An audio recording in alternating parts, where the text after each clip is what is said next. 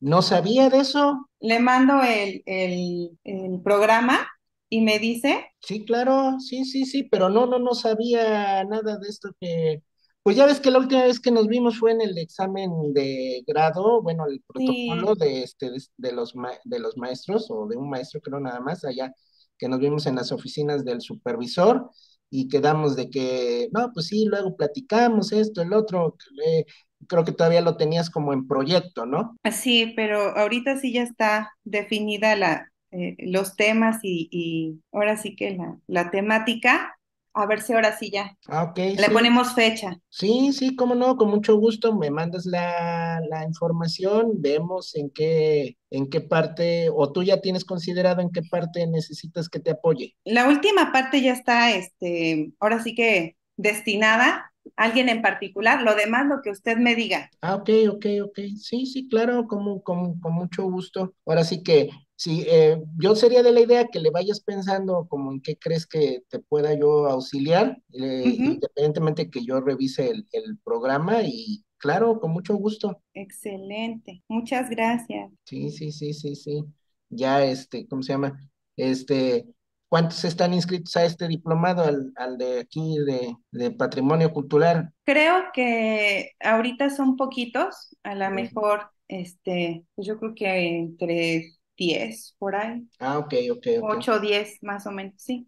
Bueno, bueno, pues ahora sí que para tener el dato, a ver si ya se unen, pero luego les da mucha flojera el sábado.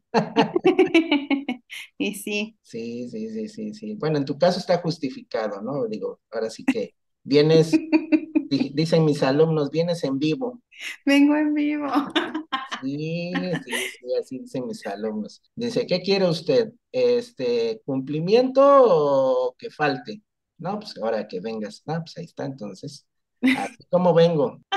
¿Cómo ves? Está Sí. bien. En la Ciudad de México tenía con un mismo grupo la última clase del viernes y la primera del sábado. No, llegaban el sábado varios, pero así con la ropa del día anterior y todo. Sí, sí, sí, sí, sí. Los veías acá con una cara y decían, no, pues es que saliendo de su clase nos fuimos de pachanga y ya dijimos, pues ya que hacemos, regresar a la universidad. Y órale, ya los tenías a los chavos. Pero bueno, Pero lo importante era cumplir. sí, claro, claro, claro, claro, claro, claro, claro. Entonces, así están las cosas. Te digo, entonces sí, mándame eso, no seas malilla. Ujú. Ahí tienes ya mi correo, ¿no? Sí, sí, doctor. Le voy a mandar Mándamelo, en un ratito. sí, mándamelo cuando puedas para que lo vaya viendo y ya yo te digo algunas alternativas en las que te podría ayudar, pero si tú ya tienes pensadas algunas, pues también igual y me mencionas. Me decías que todavía no tienes fecha de arranque. Lo habíamos pensado sacar el 28. Yo creo que igual que entrando las clases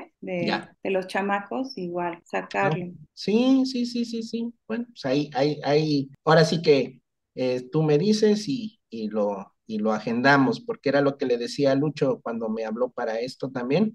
Digo, no, sí, qué bueno que me hablaste con tiempo para agendarlo y no hacer compromisos para la fecha que lo requieres. Y bueno, pues adelante, con mucho gusto, sin ningún problema.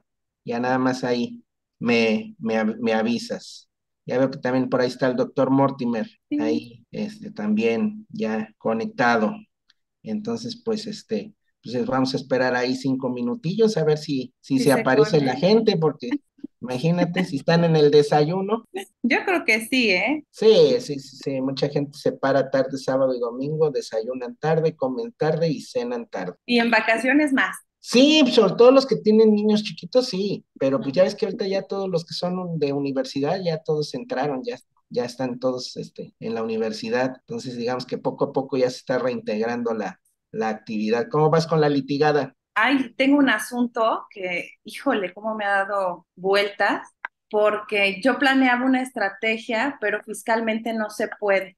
Oh, caray. Porque tiene también hechas sus declaraciones fiscales, que no hay manera de sacar ahí un dictamen para pérdida, para comprobar la pérdida Ah, ok. o el daño, ¿no? Entonces, híjole, yo me pensaba ahí proyectar. en que había dejado de percibir un porcentaje, pero no, hombre, pues ahora sí que su contador es experto en maquillar. Sí, Ay, no. bueno, pero esos son los asuntos bonitos, cuando te ponen a pensar y todo eso, ¿no? Sí, sí, sí, sí. Ya creo que ya se van incorporando, hay poca, ya tenemos ahí Algunas caritas. sí, ya, Carla Silvano, Susana Rendón, ya, entonces ahorita, en 3 minutos empezamos, Susana Claro Rendón, que sí. Carla Buenos Silvano, días, buenos días. buenos Muy días, buenos días, muy Gusto en buenos días. saludarlos a todos. Ujú. bueno, muy bien, Catherine, ¿tú te vas a encargar de la presentación o el doctor Mor? Así es. Ok, Pero si nos la comparte, doctor, de una vez para hacer pruebita. Ok. a ver, ¿cómo quieres que te la comparta? Acá está autorizado, creo. Ah, ok, Ya. ¿en el chat o dónde? Aquí en el Zoom, Ah, ok. para compartir de una vez, ya está autorizado. Ay, es que con tantas, a ver, es que se lo mandé a Lucho y no pensé en volverlo. A cargar. Ajá, No, permíteme un segundito, ok. permíteme un segundito. Ay, a ver, ¿dónde lo tengo? Sí, acá. Pues muy buenos días a todas y todos. Voy a poner en el chat el link para que nos hagan favor de responder su asistencia de estas dos conferencias. Muy bien, gracias. Buen día, una pregunta. Sí, adelante. El día de ayer tuve unos problemas de conexión y perdí casi la mitad de la conferencia, pero veo que Ujú. están grabando. Sí, ¿Tendremos en algún momento acceso nosotros a esas grabaciones? sí, sí, claro que sí. Una vez que sean editadas, nosotros se los vamos a compartir. Si nos Ok, dicen en la conferencia, el nombre de la conferencia, nosotros se los compartimos sin problema. ok, muchísimas gracias. Hijo, no encuentro ahorita la síntesis curricular. Ah, esta sí la tengo, doctor, esa no se Ah, me ok, preocupe. adelante, entonces, empiézale ya porque son las Pues 10 muy y bien. Pues muy buenos días, bienvenidos a esta segunda edición. Como ya saben, hoy tenemos un programa en el que el doctor Jesús nos va a hablar sobre la normatividad en el patrimonio edificado. Ahora bien, les voy a platicar un poquito del doctor Jesús Martínez Barrio. Es docente ya desde hace 33 años y cuenta además del título de profesor en educación primaria con el título de abogado litigante desde hace 27 años.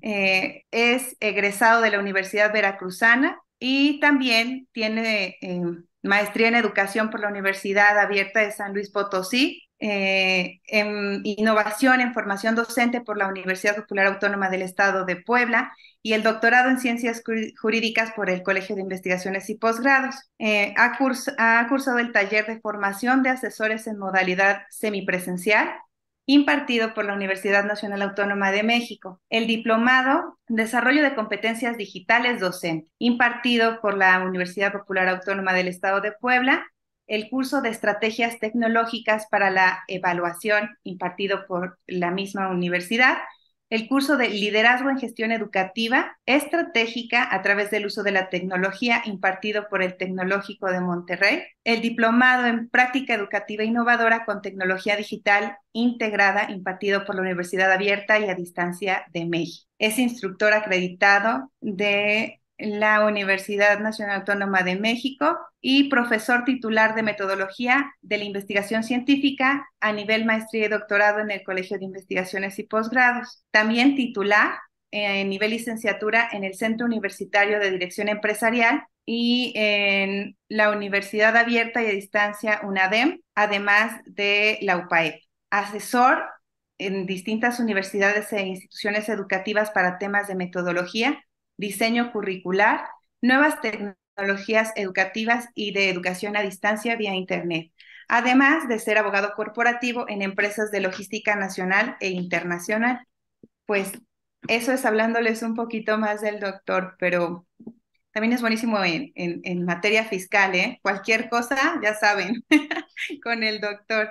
Pues sin más, le cedo la palabra a nuestro ponente para que platique un poquito más sobre su ponencia. ok, buenos días a todos y buenos días a todas. En el chat puse la presentación en PDF de este tema que vamos a hablar hoy de la normatividad en el patrimonio edificado, si lo quieren descargar a su computadora, ¿sí? Para que incluso pueda ser más fácil para ustedes ir siguiendo la presentación. Entonces, eh, por favor, ahí, gracias, Catherine, por apoyarnos, ¿sí? Entonces, bueno, mientras descargan la presentación en sus respectivas computadoras, quisiera primero agradecerle al colegio esta atenta invitación para participar en este diplomado, que de suyo es muy importante y muy interesante. Agradecerle a la maestra Catherine siempre el apoyo en estas actividades, al maestro Lucho, por el acompañamiento para esta presentación. Y bueno, ya entrando en materia, es el tema que yo voy a exponer, porque creo que soy el único abogado que va a hablar con ustedes a lo largo de este diplomado, salvo que me corrija la maestra Catherine, el doctor Mortimer. Yo escogí para este diplomado este tema que se llama la normatividad del patrimonio edificado, porque creo que es importante para los arquitectos, los restauradores, los especialistas en patrimonio cultural, pues saber en dónde estamos parados en el campo de lo jurídico. Quiero adelantarles de entrada que no va a ser una clase de derecho para abogados, es decir, para que no nos preocupemos, ¿no? Que digan, híjole, a lo mejor va a hablar de puras leyes, todo muy aburrido y aquí me voy a echar 2 horas de aburrimiento. No, de hecho, mi participación va a estar, digamos que enlazada por las diapositivas, pero en 3 dimensiones, es decir, la dimensión práctica y jurídica, es decir, práctica de ustedes como arquitectos, como restauradores, como asesores en patrimonio cultural, y por el otro lado, el siguiente nivel, el nivel teórico y conceptual. Es decir, vean cómo vamos escalando estos 3 niveles. El práctico, el que debería saber cualquier arquitecto, el teórico y conceptual, que ya es para nivel de maestría, y también un nivel a nivel de doctorado, pero a nivel de investigación. Esto con la finalidad que la charla, la plática que hoy voy a sostener con ustedes, le pueda servir al mayor número de público, es decir, pueda ir respondiendo a las necesidades de todos y cada uno de ustedes. Es decir, si alguien se está dedicando a la restauración, pues que le sirva la información. Si alguien está haciendo sus estudios de maestría, le sirva esta información. Y si alguien ya está haciendo estudios de doctorado, pues le sirva también la información. Entonces, por eso van a notar que de los temas que aquí tratemos, va a haber 3 niveles o dimensiones del conocimiento. Ok, dicho lo anterior, como subtítulo le puse aquí del positivismo jurídico al racionalismo cultural. Y esto es muy interesante porque pareciera que las autoridades municipales, estatales y federales, por lo menos en México, tienen la idea de que nosotros como ciudadanos, ustedes como especialistas en patrimonio cultural, en las modalidades que sean, ya sea como académico o ya sea como profesionista en el área de conservación, protección, renovación, mantenimiento del patrimonio cultural, ¿sí? Pareciera que nosotros como ciudadanos somos los estrictamente obligados a cumplir con la ley. Por eso digo que esta charla pasa por decir que hay una transición lógica entre el positivismo jurídico al racionalismo cultural. Y les adelanto,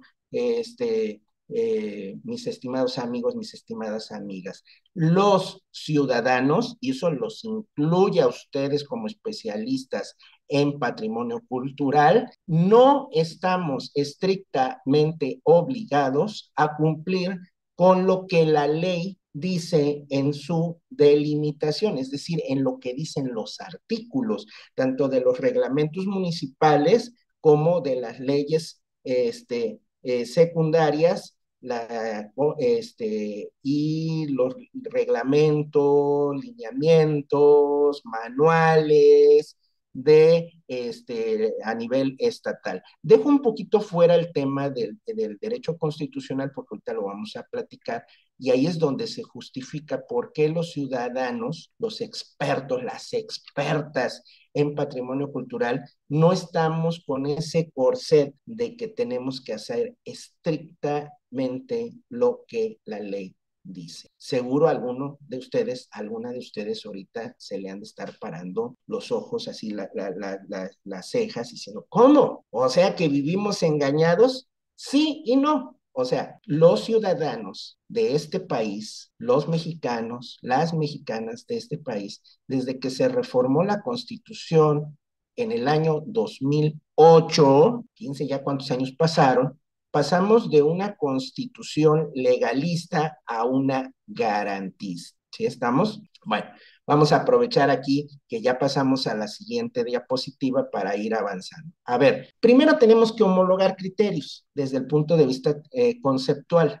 Dice, ¿qué es el patrimonio edificado? Pues yo les puse aquí en la diapositiva una edificación, si ustedes me lo permiten, bastante sencilla de entender, pues que es que en un sentido amplio el patrimonio edificado es todo aquel conjunto de bienes heredados del pasado que encierra valores de naturaleza muy diversa, histórica, arqueológica, artística, identitaria, y hago un énfasis en identitaria porque hay bienes patrimoniales, hay patrimonio edificado que en sí mismo no reviste arte, ¿sí? A lo mejor no tiene una gran historia, una gran causa, pero socialmente nos da identidad, es decir, nos convoca alrededor de esa construcción, de esa edificación, incluso vamos a llevarlo al plano de las emociones, recuerdos, es decir, recordamos que ahí nos reuníamos todos para vernos y de ahí ir al cine o ir a tal lugar, o cuando iba yo a ver a mi novia, o en los festejos de 16 de septiembre, etcétera, etcétera, etcétera. Entonces, el patrimonio edificado es todo lo que ha sido creado por nuestros antecesores, pero que, entre otras cosas, tiene un componente histórico, artístico e identitario, por separado o en conjunto. En consecuencia, el patrimonio arquitectónico puede definirse como el conjunto de bienes edificados, sea cual sea su naturaleza, a los que cada sociedad atribuye un valor cultural. Sí, es cierto. En ese sentido, somos nosotros, la sociedad, los que decidimos darle un valor a esa construcción o no. Y permítanme poner un ejemplo. Si han estado en la Ciudad de México, casi a la entrada de lo que es el bosque de Chapultepec, el zoológico de Chapultepec, hay una construcción, una edificación que los chilangos han bautizado como la Suavicrema, que fue una construcción que en el gobierno de Calderón se mandó a hacer para festejar los 200 años de la independencia de México, que no es otra cosa que es un rectángulo que se iluminaba en las noches, ¿sí? Esa edificación nunca logró generar identidad con la ciudadanía y por el contrario siempre generó burla, ¿no? Sin embargo, hay otras edificaciones que aún sin haber sido pensadas para generar identidad, han generado identidad en la ciudadanía. ¿Sí estamos? Y eso habla de que finalmente el patrimonio cultural, más allá de cómo haya sido diseñado por los arquitectos, cómo haya sido construido, cómo haya sido planeado, quizás hasta por los políticos, finalmente nosotros como sociedad somos las que le damos ese valor, en este caso, para constituirlo como patrimonio cultural, ¿sí? Y aquí, para los que están haciendo estudios de maestría y doctorado, es un tema de investigación muy interesante el que ustedes pudieran trabajar sobre el tema de la identidad en el patrimonio edificado. Ahí se los dejo como tip por si algunos ya está haciendo su especialidad, su maestría, su doctorado. Ahí está un tema de investigación muy interesante, ¿no? La identidad en el patrimonio edificado. Y le podemos poner unos subproductos que podría ser y su impacto en la economía, su impacto en el turismo, ¿no? Su impacto en una cosmovisión de una sociedad. Si me ayudas, Catherine, con la siguiente diapositiva. Ahora bien, este concepto, esta definición de patrimonio edificado, pues evidentemente ha tenido una evolución, no es una definición que un día surgió y tan, ¿no? No, finalmente recordemos que el patrimonio edificado, el patrimonio construido, pues nace inicialmente, en la mayoría de los casos, con edificios que fueron creados de manera funcionalista, es decir, para tener una funcionalidad, ¿sí?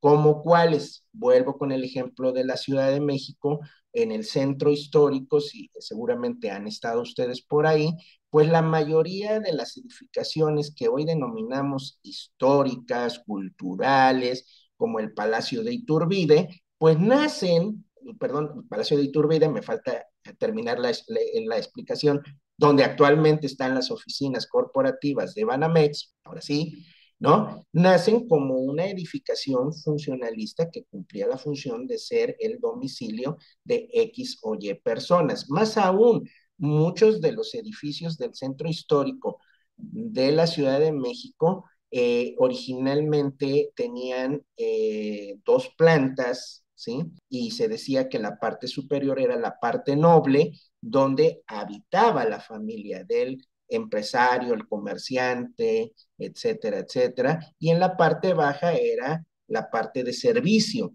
donde pues llegaban las carrozas, llegaban los productos, los caballos, las mulitas, etcétera, etcétera, y se negociaban o se hacían otro tipo de actividades. Y vean cómo ese edificio, que en su inicio tenía una función muy mundana, ningún interés de constituir un patrimonio histórico o cultural, con el paso del tiempo se va volviendo relevante. Ahora bien, la ciudad de Puebla tampoco se queda atrás en este sentido.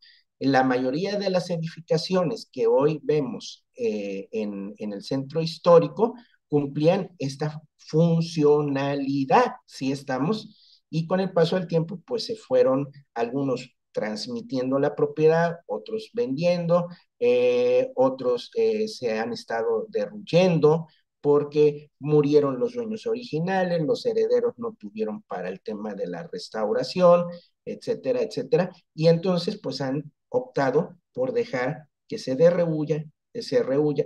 destruya, perdón, y por eso vemos muchos patrimonio edificado que pues ahorita ya nada más quedan los paredones. Y aquí viene la primera reflexión. No, detén tantito, Catherine. Aquí viene la primera reflexión que quiero invitarlos a todos ustedes. Si el patrimonio edificado originalmente tenía una intencionalidad o finalidad funcional, ¿qué impide legalmente que siga teniendo una finalidad funcional? Legalmente no lo hay, ¿sí estamos? ¿Por qué? Porque el edificio en sí mismo está hecho para cumplir con una función. ¿Qué es lo que legalmente limita cuando ustedes como arquitectos, restauradores, conservadores, especialistas en patrimonio cultural van a hacer sus trámites a las diferentes dependencias municipales, estatales, y aquí ya vamos a incluir al INAH, ¿sí? ¿Qué es lo que hace que se complique la situación? Es el tema de que esté punto número uno, dentro de una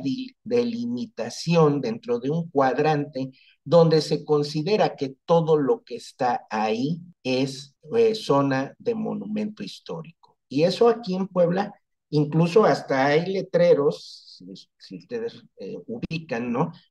por ahí del Cinépolis que está, o el Cinemex, ya ni sé, que está ahí en Boulevard 5 de Mayo, casi para llegar a Analco o al Sench, ¿no? Hay un letrero que dice zona de monumentos históricos, ¿no? Igual por acá, por la 11 Sur, también hay uno que dice zona de monumentos históricos. Entonces, en ese cuadrante diseñado por las autoridades, todo lo que esté ahí se considera que es patrimonio cultural. Y por eso las limitaciones empiezan con el uso de suelo, ¿sí? Y el tema de que te exigen, en la mayoría de los casos, una licencia de autorización de. Y ahí es donde ustedes como especialistas empiezan a toparse con las restricciones, ¿sí? Y aquí viene el punto que quería tocar antes de pasar a la siguiente diapositiva. Mis estimadas arquitectas, mis estimados arquitectos, les tengo una noticia. El derecho a la propiedad privada está por encima del derecho público a la conservación del patrimonio edificado. Por una razón que empecé a decir hace rato, la reforma a la Constitución mexicana en el 2008 pasó de ser una constitución legalista a ser una constitución garantista de los derechos humanos del ciudadano. Vean el cambio, digo, para los que son abogados o estudiaron derecho, y para ustedes como especialistas en conservación o en patrimonio cultural, fue un cambio tremendo. O sea, porque entonces nos quitaron a los ciudadanos la carga de tener que cumplir nosotros con la letra estricta de la ley, ¿sí? Para nosotros como ciudadanos se aplica la protección de los derechos humanos. Y en ese tenor, la propiedad privada es un derecho humano. El disfrute al derecho de la propiedad privada es un derecho humano. Y cualquier trámite que yo haga, esa es la siguiente parte, que muchos de ustedes como expertos en patrimonio cultural, cuando hacen conservación, cuando hacen renovación, etcétera, etcétera, dentro de estas áreas que están consideradas como monumento histórico, les tengo la noticia de que nosotros se nos aplica en nuestras peticiones, cuando hacemos solicitudes de licencias, autorizaciones, permisos, etcétera, etcétera,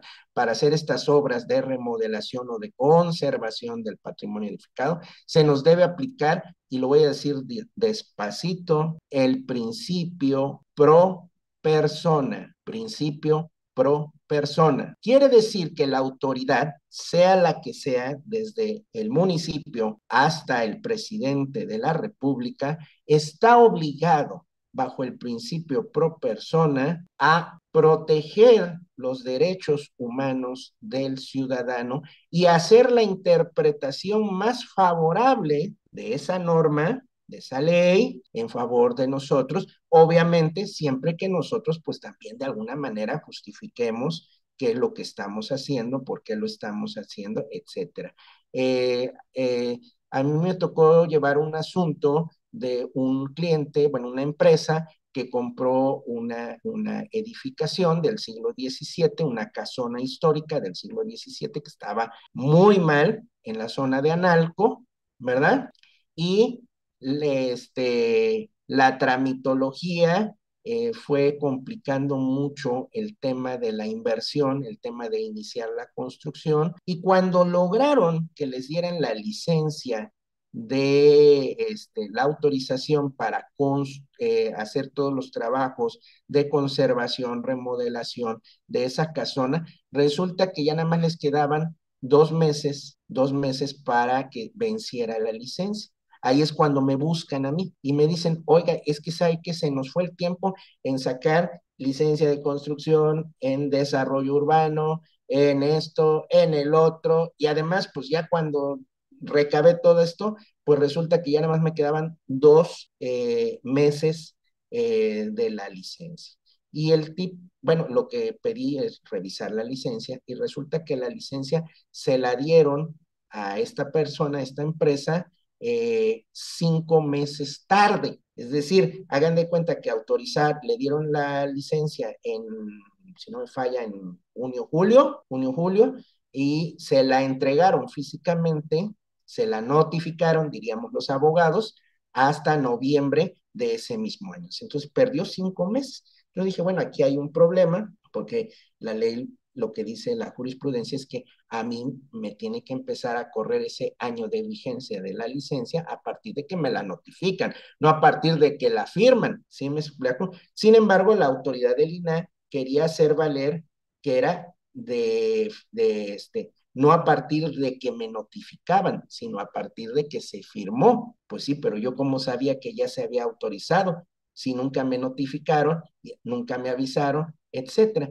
Y además muchas de las comunicaciones con el personal del INAH fueron hechas a través de WhatsApp, que eso se los voy a comentar un poquito más adelante. Ahora sí, Catherine, apóyame con la siguiente diapositiva. Gracias, Catherine. Bueno, pues siguiendo en esta cuestión que estamos platicando con ustedes, decimos que el derecho en nuestro país, a partir de esta reforma del 2008, pues nos permitió tener un sistema jurídico en una visión sistémica y positivista en cuanto a que todas las leyes, de alguna manera, tanto la Constitución, las leyes o convenios internacionales y las leyes locales, interactúan y conviven, ya no tanto jerárquicamente, es decir, porque ustedes a lo mejor no lo saben, pero hubo un autor alemán, positivista del siglo XIX, Hans Kelsen, que decía de la jerarquía de las leyes y decía primero la Constitución, luego las leyes secundarias, que eran consideradas las leyes federales, y luego las estatales y hasta el último las municipales. Y durante siglo y medio, no, bueno, siglo y medio, los que estudiamos derecho, ustedes como expertos en todo lo que tiene que ver con un patrimonio cultural, vivimos y padecimos esto, es decir, tenía que ir como cascada siempre de arriba hacia abajo, de la Constitución hacia las municipales. Y además, y ojo, y tiene relación con lo que ya venía platicando con ustedes, nos obligaban a los ciudadanos a cumplir con estricto apego a la letra de lo que decía la ley. Y si me faltaba un requisito para hablar de cuando vamos a sacar una licencia, un permiso, una autorización, pues entonces esa licencia, permiso, autorización, sencillamente no me lo daban. Por eso se hizo tan famoso esa situación de que hasta se hicieron chistes de que es que ahora voy a la ventanilla y me dicen que ahora me falta la cartita de los Reyes Magos, pero no cualquier cartita, sino la de 1979. ¿Y cómo la consigo? Pues ya a lo mejor ya hasta tiré a la basura esa cartita. Ah, pues y no trae usted la cartita de los Reyes Magos, pues no. Eso era un chiste, estamos de acuerdo, ¿no? Pero sí era parte de lo que nos pasaba a los ciudadanos mexicanos cuando íbamos a hacer un trámite, ¿sí? De lo que fuera. En este caso estamos hablando de trámites para una licencia, autorización, para hacer una renovación, una conservación del patrimonio edificado. Pero con este cambio de paradigma, resultó que ahora, fíjense cómo conviven las leyes nacionales e internacionales. ¿Y ahora qué pasó, Catherine? Se nos fue la... Ah, ya. Ok, gracias, gracias. Con esta situación, pues ahora resulta que todas las leyes, y no nada más las de México, sino, dice aquí, las leyes y convenios internacionales entran a interactuar de forma sistémica. Y yo como ciudadano, como usuario de los servicios del gobierno municipal, estatal y federal, puedo apelar, puedo exigir que se aplique alguna ley, alguna norma de carácter internacional, aunque no estuviera considerado en la normatividad mexicana. Si existe una ley, un tratado, un convenio internacional que me favorezca, en este caso, para la conservación del patrimonio edificado, puedo apelar a esa disposición. En la práctica, ¿qué pasa, mis estimadas amigas y amigos de este diplomado? Que, pues lógico, ustedes van a una ventanilla del municipio que sea, porque en este diplomado luego tenemos participantes de diferentes estados de la República. Van ustedes a la oficina municipal, a esa ventanilla de trámites y gestiones para licencias y autorizaciones, para licencias de construcción. Estoy poniendo un ejemplo muy rápido. Y le dicen, mira, es que necesito que me des esta autorización en base a tal ley, convenio o tratado internacional. Para empezar, los trabajadores pelan los ojos y dicen, oiga, pues eso yo no sé si existe o no existe. Para empezar, a lo mejor ni soy abogado y no sé si eso es real o como está usted cotorreando, ¿sí? Punto número 2, aquí están los formatos y aquí dicen los artículos en los que se fundamenta esta solicitud o esta gestión, etcétera, etcétera. Y para acabarla de amolar, a mí mi jefe me dijo que si usted no trae estos papelitos que vienen en el formato, usted no puede recibir la autorización. Ya dejemos de lado el tema del tiempo, que ese también es otro problema, que ahorita lo vamos a comentar también, ¿sí estamos? Entonces, siguiente tip, no siguiente diapositiva, siguiente tip para todos y todas, independientemente de que hayan estudiado derecho o no. Esto les va a servir a los arquitectos, a los gestores, a los promotores del patrimonio edificado, etcétera, etcétera. Siguiente tip, si a mí me quieren imponer algún tipo de sanción, me quieren obligar a hacer algo que es inconstitucional, si estamos, si alguien no tiene la competencia para resolver X problema, ahí decimos que falta de competencia, el hecho de que el trabajador del municipio me enseñe un formato,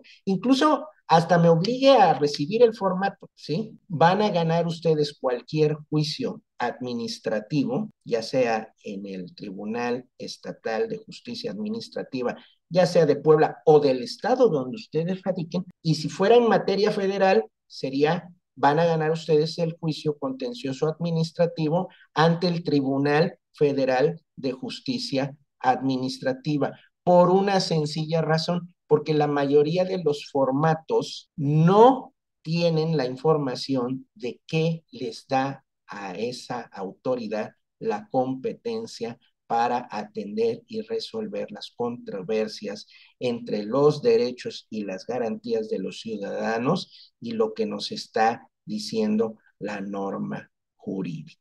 Entonces, para recapitular, y este es uno de los tips principales que voy a dar en esta charla, ¿no? No se sientan ustedes perdidos si en un momento dado pues les dan un formato, incluso les imponen una multa, ese es otro tema, ¿no?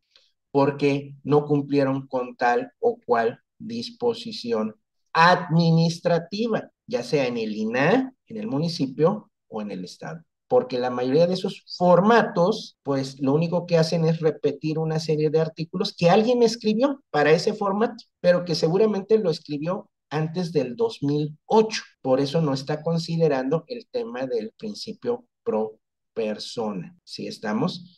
Entonces, mi recomendación es, primero, que no se asusten cuando pase alguna situación de estas y en caso de que se presentara, insisto, si fuera en materia federal, es decir, si estuvieran apelando a que es que usted no cumplió, usted no cumplió, arquitecto, con lo que dice la ley del INAH, etcétera, de patrimonio cultural, etcétera, etcétera, no se preocupen, porque en la mayoría de los casos esos formatos, incluso esas multas, están hechas con formatos que repiten la condición que teníamos antes del 2008. Vamos a avanzar para que no nos coma el tiempo.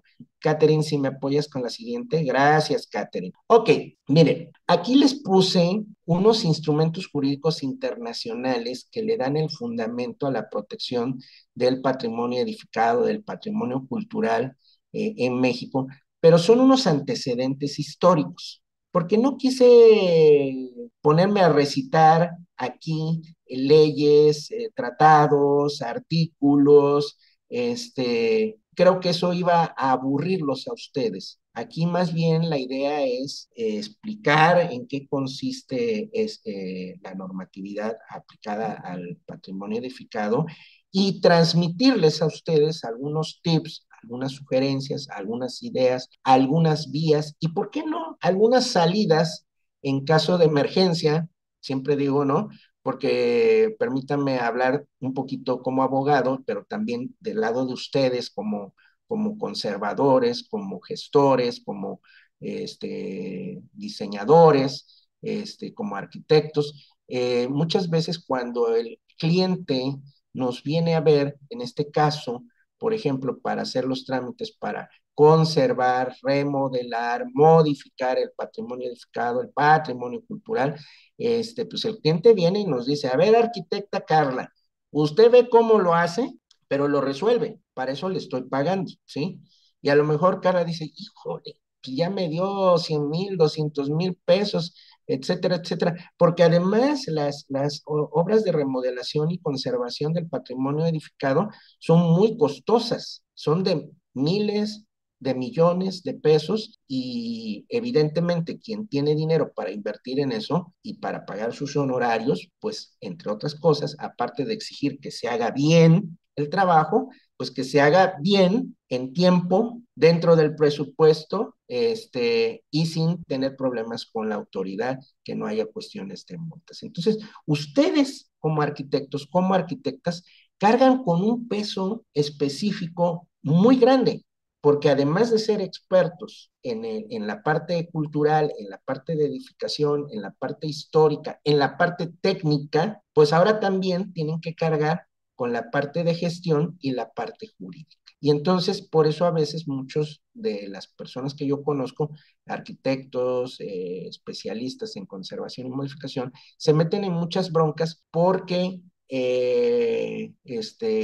ignoran este tipo de situaciones, se dejan someter por la autoridad, se dejan chantajear a veces por la autoridad. No voy a decir nombres para no ofender a nadie, no voy a decir que aquí haya familiares de alguien, ¿verdad?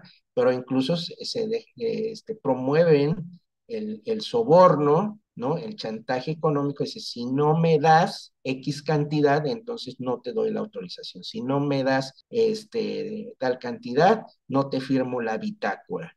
¿Sí? Si no me das esta cantidad, no libero la obra. Entonces, la carga que traen ustedes como arquitectos, como arquitectas especialistas en todos estos procesos, pues es superlativa y los entiendo perfectamente. Y si a eso yo quisiera en esta charla todavía sugerirles o decirles que se tienen que saber todas estos instrumentos, pues los volvería locos o locas o les generaría ansiedad, ¿no? Pero entonces por eso, pues solamente los puse aquí como una mención de un antecedente que deben ustedes saber, ¿no? ¿Cuáles son los instrumentos jurídicos internacionales? Pues la Carta de Atenas de 1931, Carta Internacional de Venecia del 64, Convenio para la Protección del Patrimonio Cultural y Natural de UNESCO, Carta de Ámsterdam del 75, Convenio de Granada del 85, Carta Internacional para la Conservación de Poblaciones y Áreas Urbanas Históricas del 87, Carta de Patrimonio Vernáculo de 1999 y Carta de Cracovia del 2000. No son los únicos instrumentos, hay más recientes, pero quería darles estos pequeños antecedentes para que ustedes, si ya están haciendo estudios de especialidad, maestría o doctorado en arquitectura o en patrimonio edificado o en patrimonio cultural o todo lo que tiene que ser remodelación, conservación del patrimonio cultural, sí, ustedes sí, a nivel de doctorado, a nivel de maestría, sí tienen que dominar este tipo de información.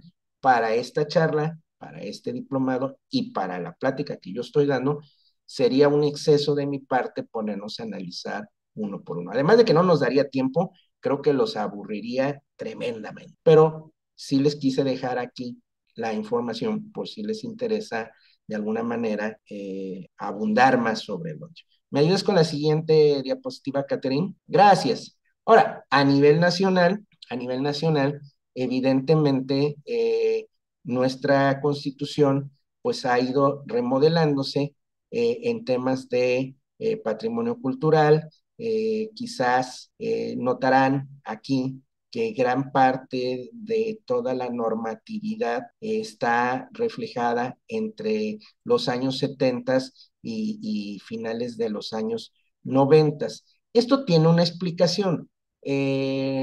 A partir de la Revolución Mexicana, empezamos a generar las instituciones que eran necesarias para institucionalizar el Estado mexicano. Y por eso llegamos muy tarde. Si ven la anterior diapositiva y ven esta siguiente diapositiva, van a darse cuenta que la protección del patrimonio cultural incluso parte hasta del siglo XIX, obviamente en el siglo XX es con mayor presencia, y en México empezamos a llegar muy tarde al tema de la protección del patrimonio cultural o del patrimonio edificado. ¿Por qué? Porque pues después de la revolución lo que nos interesaba era a lo mejor el tema de la Ley Federal del Trabajo, el seguro social, la expropiación petrolera, ¿sí me explico? Todo lo que tenía que ver con educación. Entonces, lo que menos le interesaba por un lado al gobierno y por otro lado a la sociedad, pues es el tema del patrimonio edificado. ¿Sí estamos? Y además porque durante mucho tiempo se creó la idea, la conciencia social de que esos edificios tan suntuosos, tan grandes, esas ex haciendas, por poner un ejemplo nada más, pues pertenecían a una clase social que históricamente se nos dijo que nos había oprimido y que era de gente mala, etcétera. Entonces, socialmente tampoco nos interesaba mucho el tema de la conservación. Amén, que llega la Segunda Guerra Mundial, nosotros, nuestra participación fue muy simbólica, pero las repercusiones, por lo menos en la parte económica, sí nos impactaron y tampoco nos interesaba mucho el tema de la protección. Pero bueno, aquí tenemos la Constitución Política de los Estados Unidos Mexicanos, la Ley General de Bienes Nacionales, la Ley Federal de Monumentos y Zonas Arqueológicas, Reglamento Federal de Monumentos y Zonas Arqueológicas, Artísticos e Históricas, Ley Orgánica del Instituto Nacional de Antropología e Historia, Reglamento del Consejo Nacional de Arqueología, Ley Aduanera y Ley General del Equilibrio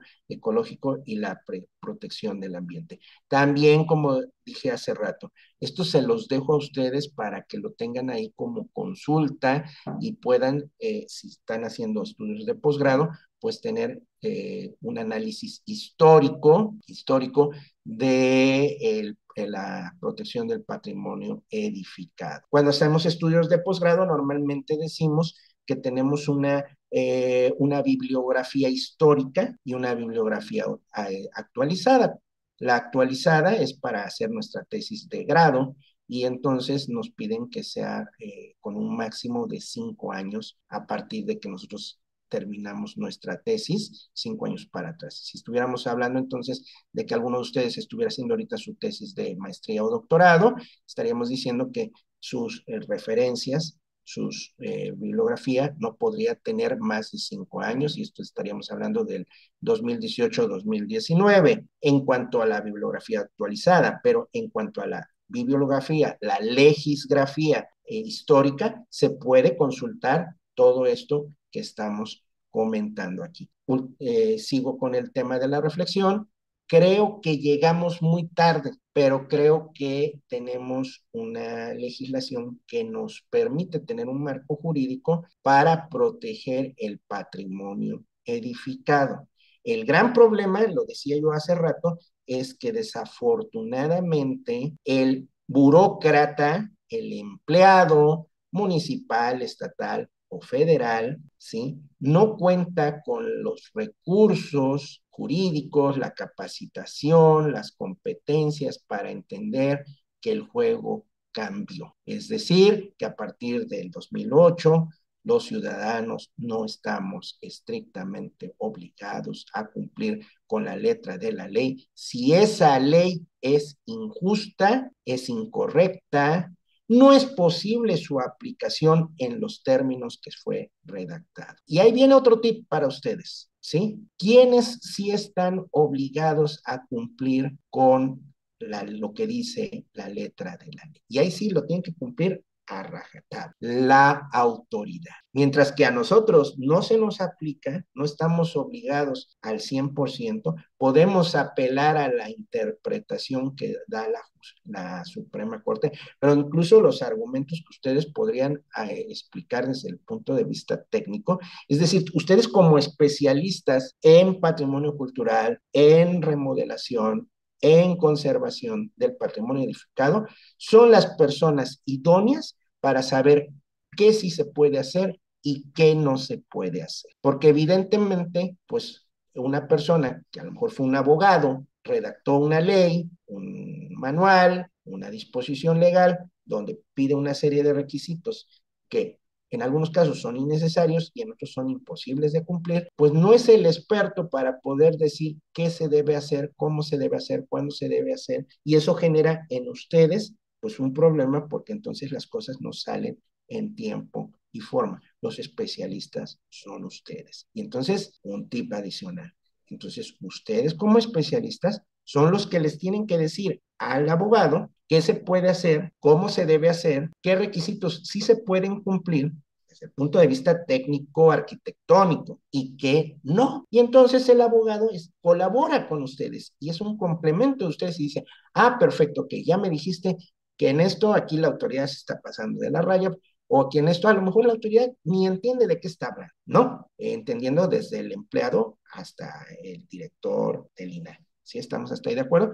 Y entonces se hace el trámite ante la autoridad que sea competente para decir, oye, este formulario, estos requisitos, estas condiciones no son posibles por esto, por esto, por esto. Ponían el ejemplo hace rato, cuando les dan a ustedes una licencia de autorización de construcción, pues extemporánea, vamos a decirlo así, y ya les quedan 5 o 4 meses, y ha habido arquitectos que me han dicho, pues es que la obra estaba pensada para un año, y me dejan 5, pues no voy a terminar. Entonces, pues hay que pedir la prórroga. Y un tip adicional para los arquitectos que se dedican al tema de la conservación y la ley del INAH, fíjense, la ley del INAH dice que nada más les pueden dar una prórroga. Y así dice la ley, nada más les pueden dar una prórroga. Pero resulta que más abajito, ¿verdad? Dice en otro artículo, bueno, si se justifica una segunda prórroga, pues adelante, sí estamos, pero hay que justificar. Técnica, que es la parte que les corresponde a usted, y jurídica, que le correspondería al abogado que los esté asesorando.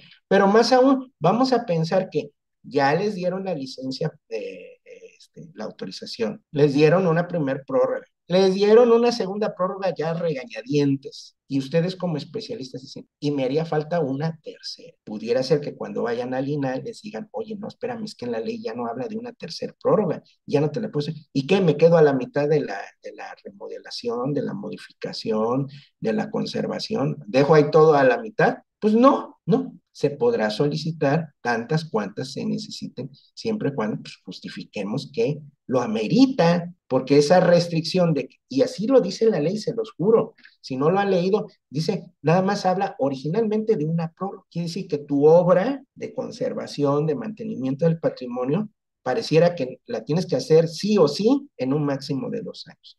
Pues no, dada la especialización que tienen ustedes en protección de patrimonio edificado, pues probablemente requieran 2, 3, 4, 5 años. Y yo siempre digo, bueno, si el gobierno hace obras que duran 6 años, hablando de un sexenio, pues ¿por qué en el caso de el particular que contrata los servicios especializados de un arquitecta, de un arquitecto, lo tienes que obligar a que lo haga en un año o en 2 máximo, cuando a lo mejor la obra requiere más, 1 o 2, cuando ok, tú hiciste un presupuesto y ese presupuesto se agotó por las razones que sean y estás levantando dinero, ya sea pidiendo préstamos bancarios, haciendo gestiones, solicitando en plataformas digitales el apoyo a la gente para hacer esta remodelación, esta conservación.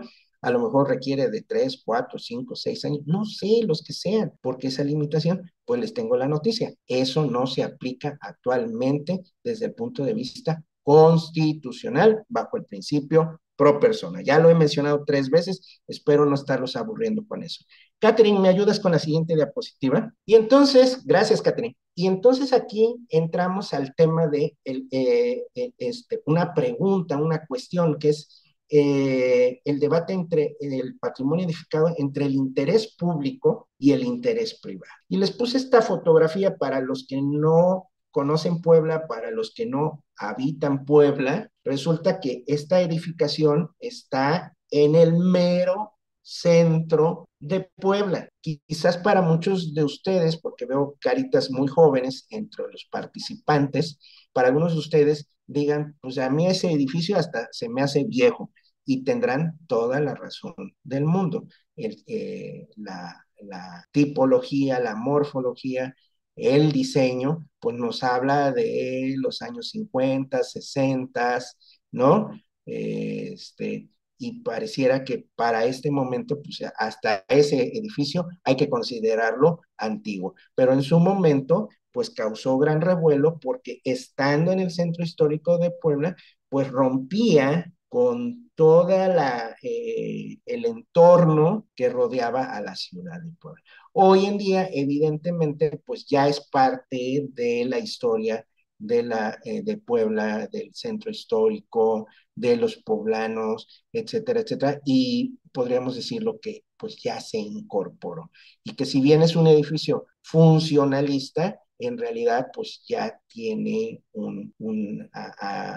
ya pertenece a la historia de los poblanos. Y los poblanos le darán un valor bueno, malo, mucho, poco a este tipo de edificación, pero como dije al principio, pues incluso ya apela a los sentimientos, a los recuerdos. Es que yo iba con mis papás a comprar ahí ropa para entrar a la primaria, secundaria, juguetitos. Ahí por primera vez conocí algunos productos que venían de Estados Unidos. No sé, ¿sí me explico? Y entonces el debate es, ¿qué debe prevalecer? ¿El interés público delimitado, consagrado en esas disposiciones jurídicas, o el interés privado? Y entonces el debate va a depender de quién plantea esta duda. Si la plantea el gobierno, pues va a decir, pues el interés público. Si la plantea alguna persona que cree que el interés público está por encima del interés privado, pues va a decir el interés público. Pero si la plantea el propietario del terreno, de la casona, derruida, vieja, que no tiene dinero para darle el mantenimiento y que lo que le interesa es tener dinerito, que nunca trabajó por esa propiedad, que la heredó, pero es un flojonazo, una flojonaza, nunca ha hecho nada por su vida, y dice, pues ahí tengo un terreno en pleno centro histórico y yo lo que quiero es dinerito. A mí no me importa la historia de Puebla, no me importa la historia de México, no me interesa la cultura, no me interesa el patrimonio y quiero eso, ¿no? Entonces, pues esa persona va a decir, no, pues el interés privado. Y como he venido sosteniendo a lo largo de esta charla, pues entonces resulta que de acuerdo a la Constitución, pues en primer lugar estaría el interés privado, siempre y cuando se justifique, por encima del interés público, siempre y cuando se respeten ciertos lineamientos. Si estamos, se justifique, en este caso, la venta, se justifique la modificación, la conservación, o en este caso, generar una nueva obra. Y ya nada más quiero poner dos últimos ejemplos que no son de Puebla, no son de México, pero que ilustran bastante bien lo que estoy diciendo, ¿no?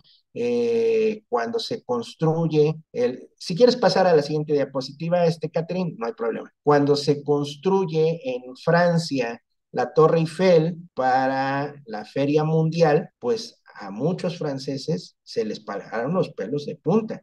Decían, ¿cómo ese armatoste de fierro rompe con el entorno de Francia, de la edificación, de la cultura, del patrimonio? Y había muchos franceses que se opusieron y el gobierno dijo, bueno, mira, vamos a hacer una cosa, ahorita que esté 20 años y a los 20 años desmantelamos esto y todo queda igual que antes. Bueno, pasó el tiempo, la gente generó identidad y por eso se quedó la Torre Eiffel.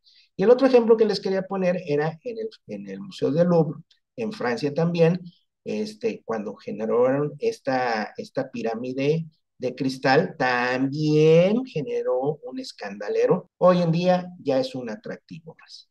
Bueno, dejados esos ejemplos, vamos a la siguiente diapositiva. el patrimonio cultural de México está constituido por qué. Ahora ya vamos a hablar de nuestro país un poquito más en concreto, por los bienes tangibles, intangibles, muebles, inmuebles, tanto públicos y privados, que son dignos de conservarse por sus valores históricos, insisto, identitarios, artísticos, de técnica constructiva, científicos, tradicionales, ¿no? Y vean cómo el espectro ya se abrió. Entonces, ya el patrimonio cultural, el patrimonio edificado, responde a una serie de situaciones que generan en nosotros esto que hemos estado repitiendo de la identidad cultural y la identidad social, ¿sí? Lo que nosotros interpretamos como que es algo que nos distingue, que es parte de nuestra cosmovisión, en este caso, como mexicanos, ¿sí estamos? Y entonces, lo que en un momento fueron unas construcciones funcionalistas dedicadas a la administración, al gobierno, a la religión, ¿no? Aquí estamos viendo una zona, la zona arqueológica de Palenque, ¿sí? Pero tenía una visión funcionalista, nunca se pensó en otra cosa, quizás, ¿no? Posteriormente, con la llegada de los españoles, pues todo esto se fue perdiendo porque el español no tenía identidad con esto. Es más, le parecía burdo, le parecía algo de mal gusto, mal hecho, amén de todo lo que implicaba el hecho de que fuéramos una sociedad politeísta cuando ellos venían de una sociedad de un solo Dios. Entonces, el tema ideológico también jugó un papel fundamental para determinar que esto, es decir, lo que están viendo ustedes en pantalla, definitivamente no tenía nada de patrimonio cultural, nada. Voy a dar un brincote, no de diapositiva, un brincote para que ustedes vean lo que estamos diciendo. No, ahí nos quedamos tantito, Catherine, en la diapositiva de Palenque. No, un brinco en el sentido pues, de expresión artística, ¿no? Hace un mes, 2 meses, se empezó a generar una corriente donde decían que no se debería escuchar la música del cantante Peso Pluma en las escuelas, específicamente en los jardines de niños y en las primarias, ¿no?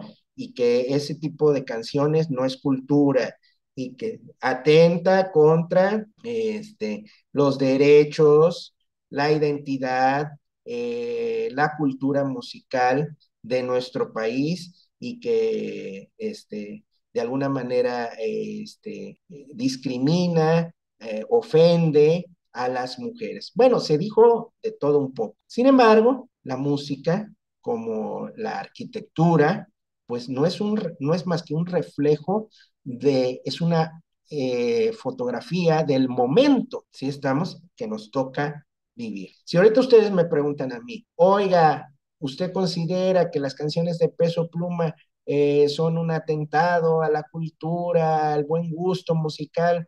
Pues yo diría es una expresión, punto. Nos puede gustar o no. Yo pongo siempre como referente, pues cuando surgió el mambo con Pérez Prado, pues igual, hubo gente que dijo eso no es música, eso no es baile. Pero si eso dicen, bueno, pues lo entiendo. Bueno, les quiero decir que cuando surgió el vals en Austria, el vals, ¿no? Se consideró que era un movimiento musical, una danza, una forma de bailar que propiciaba el erotismo y las malas formas sociales y culturales. ¿Qué quiere decir? Que en la historia de la humanidad, siempre las generaciones precedentes o los más viejitos, solemos espantarnos de lo que le gusta a los más jóvenes. Y eso también se aplica para el tema del patrimonio edificado. Es decir, las nuevas técnicas, las nuevas obras, las nuevas construcciones, los nuevos planteamientos arquitectónicos suelen llamarnos la atención, suelen a lo mejor generar un choque cultural en nosotros porque es diferente a lo que nos tocó. Pero eso no quiere decir que sea malo per se, simplemente es una fotografía del momento. Ahora bien, aquí en esta diapositiva, por eso le decía yo a Catherine que me aguantara tantito, el Estado mexicano otorga especial atención a los espacios y edificios públicos, en tanto que los de propiedad privada frecuentemente se transforman o se destruyen. Como veremos más adelante, resulta que el Estado mexicano dice, mira, si son edificios públicos, pues yo le meto capital, hago mi presupuesto y los conservo. Pero si entran dentro de la esfera de lo privado, ahí quien le tiene que dar mantenimiento y conservación es el particular. O sea, por un lado muy exigentes, muy estrictos, pero por otro lado dicen, ni te doy presupuesto y además te obligo a que los mantengas. Entonces, eso genera en la sociedad una discriminación, ya sea por ignorancia, y no nada más hablamos de la ley, sino de lo que la arquitectura propone para la conservación y remodelación, como una discriminación en la parte económica, por razones económicas. Ahora sí, Catherine, si me apoyas con la siguiente, ¿sí?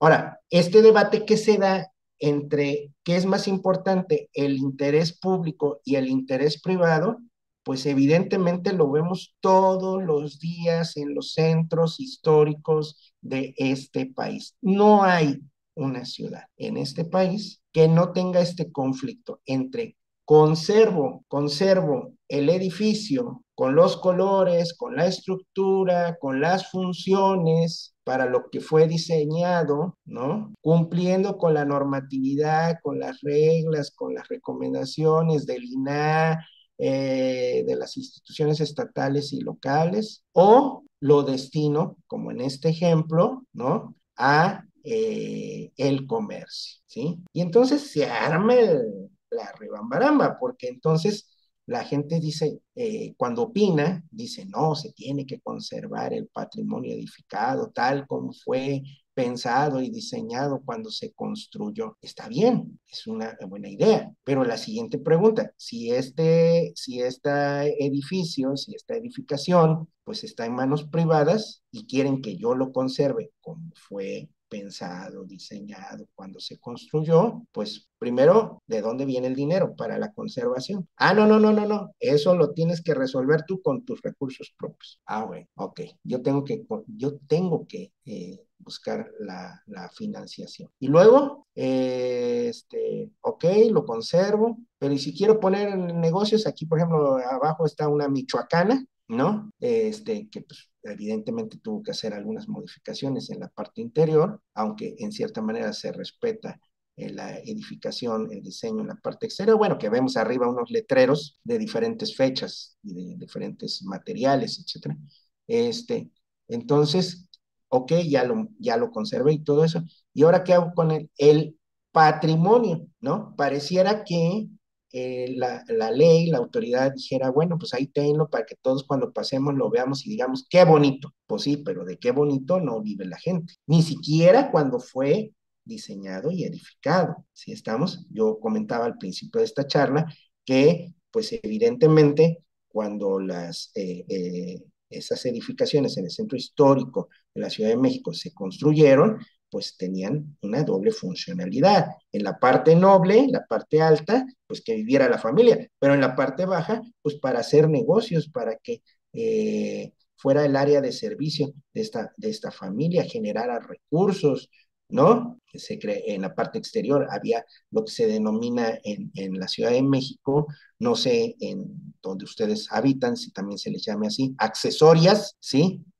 Por lo menos en la mayoría de los estados de la República se les llaman locales, ¿no? Pero en la Ciudad de México se les llama accesorias, ¿no? Entonces, pues siempre como que tenía esa doble función, tanto de generar dinero por un lado como para vivir. Y entonces es una paradoja y una contradicción que ahorita el Estado nos diga que tengo que conservar lo mejor posible con mis recursos, sin apoyo, pero además,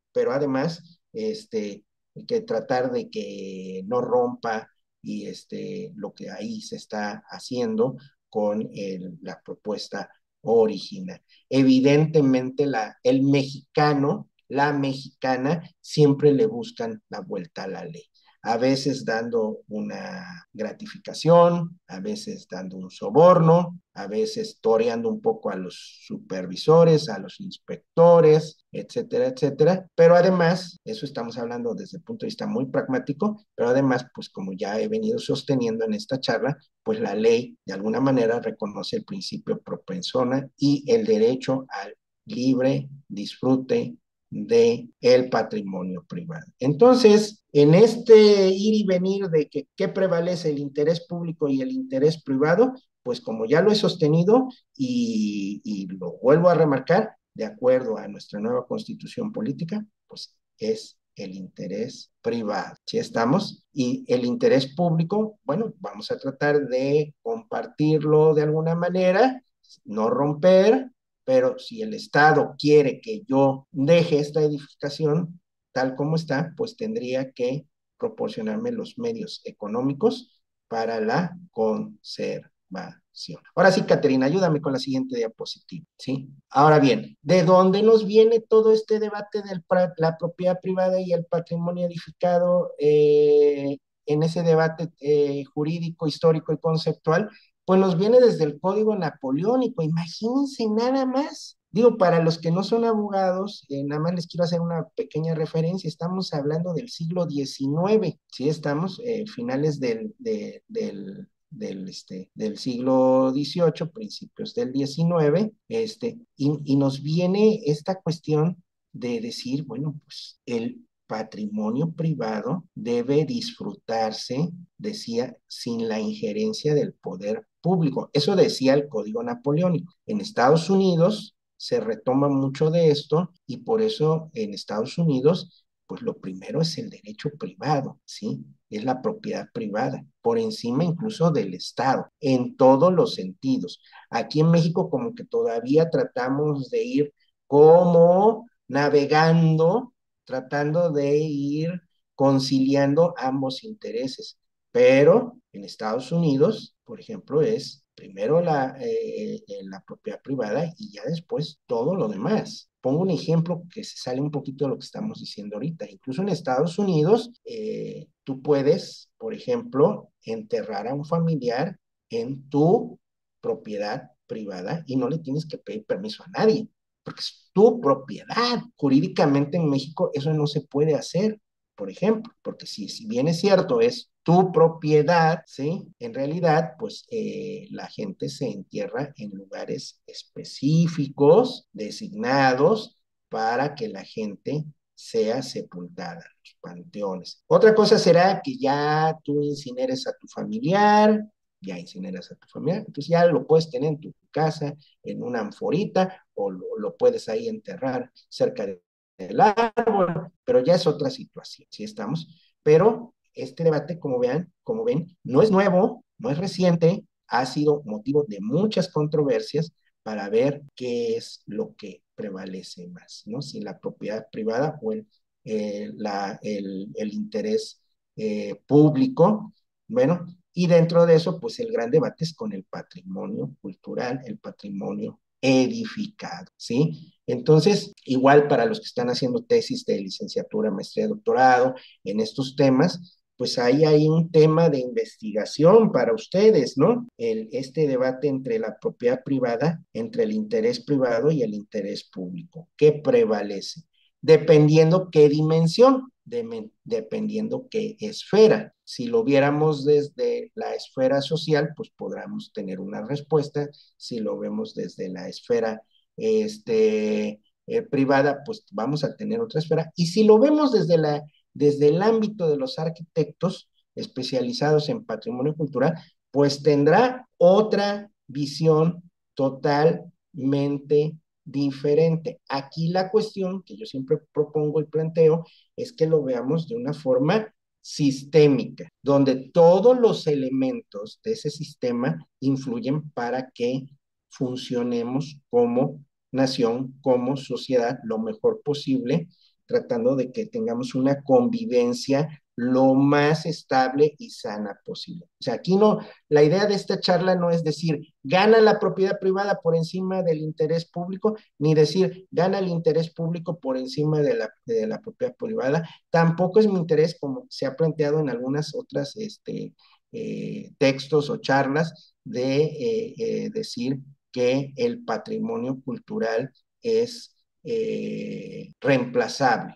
Digo, aunque les parezca increíble lo que les estoy diciendo, hay autores, hay tendencias que dicen que el patrimonio cultural, así como la sociedad, tiene que ir evolucionando, tiene que ir cambiando. Y si los gustos musicales cambian, ¿por qué no van a cambiar los intereses del patrimonio cultural? Y entonces plantean, incluso en algunos autores, la posibilidad de decir, pues este patrimonio cultural, este patrimonio edificado, servirá 10, 20, 30, un siglo, y si para el año 101, pues ya no nos interesa, ya no funciona, incluso hablando del centro histórico de la ciudad de Puebla, pues incluso tenemos zonas donde ya nada más lo único que subsiste son los paredones, porque ya ni siquiera los techos existen, incluso hay árboles dentro de las propiedades, porque no se le ha dado mantenimiento, no se le ha dado conservación.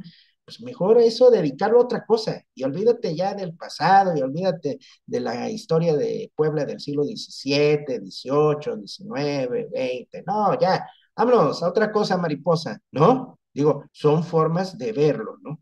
De ver qué hacemos con el patrimonio cultural, ¿sí? Aquí, insisto, lo que tenemos que ponderar es que los ciudadanos mexicanos, las ciudadanas mexicanas, tenemos en nuestro favor el principio pro persona, y eso nos favorece en el tema de la interpretación de la ley, lo que más favorezca al ciudadano. Y pongo un último ejemplo sobre este punto. Es decir, si yo no tengo el recurso económico para darle el mantenimiento usando los materiales, las técnicas que me dice el INAH que debo usar, no me pueden obligar, porque sería una restricción a mi derecho sobre la propiedad privada y el libre desarrollo económico de la persona. Catherine, pásame la siguiente diapositiva. Gracias, Catherine. ¿No? Evidentemente esta evolución conceptual que ya fuimos viendo, que apareció con el Código Napoleónico, ya les hice alguna referencia sobre Estados Unidos, pues ha ido evolucionando y se ha ido yendo de un lado para otro, desde el pragmatismo empírico, ahora sí hablemos de líneas epistemológicas y metodológicas, hacia el racionalismo. ¿Sí estamos? Y entonces, ¿qué hacemos sobre este tema, no? O sea, por un lado, el pragmatismo me lleva, hay que resolver la problemática lo más fácil posible, con los menores requisitos posibles, en el menor tiempo posible, con el menor presupuesto posible. Ese sería el pragmatismo, ¿no? Pero por el otro lado, pues también está el tema del positivismo jurídico, donde las leyes no avanzan a la misma velocidad que avanzamos nosotros como sociedad. Y tenemos el tema del racionalismo cultural, que así empezó la diapositiva número 1, dijimos del positivismo jurídico al racionalismo, hacia el racionalismo cultural, que es hacia donde ahorita estamos, quieres o no, nos estamos encaminando. Es decir, ustedes como especialistas en arquitectura, en temas de conservación, en temas de patrimonio cultural, pues han estudiado a profundidad toda la parte conceptual, toda la parte técnica, tecnológica, histórica, artística del patrimonio edificado. Entonces, ustedes están a un nivel racional, ¿sí estamos? Me dirá alguno de ustedes, oiga, pero eso implicaría que todo lo tengo aquí, y no es cierto.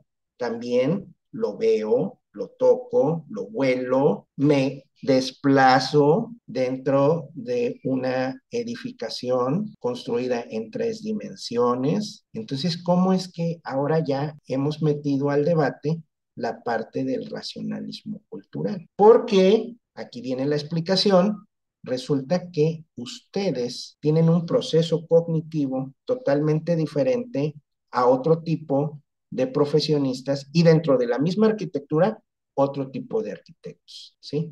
Porque ustedes trabajan en su cerebro, ¿sí? Ideas, conceptos, ideologías, ¿sí? Decíamos hace rato, también normatividad, diseño, funcionalismo, conservación, y todo trabaja en su cerebro. Lo que diría Kant, ustedes trabajan entre el deber ser y el ser. Ese es el debate que se da en ustedes como expertos en estos temas de patrimonio cultural, patrimonio edificado. Es decir, ustedes están aquí en grandes debates de decir, tengo que hacer que funcione este elemento con este elemento, con este elemento, con este elemento, todo en el ámbito del racionalismo, y además Kant me lo complica porque un transito entre el ser y el deber ser, entre lo que me dice la ley, paréntesis, deber ser. Siempre que oigan eso del deber ser, se refiere a que yo hago lo que otros esperan de mí, lo que otros exigen de mí, lo que otros suponen que yo debo hacer, y que si no lo hago,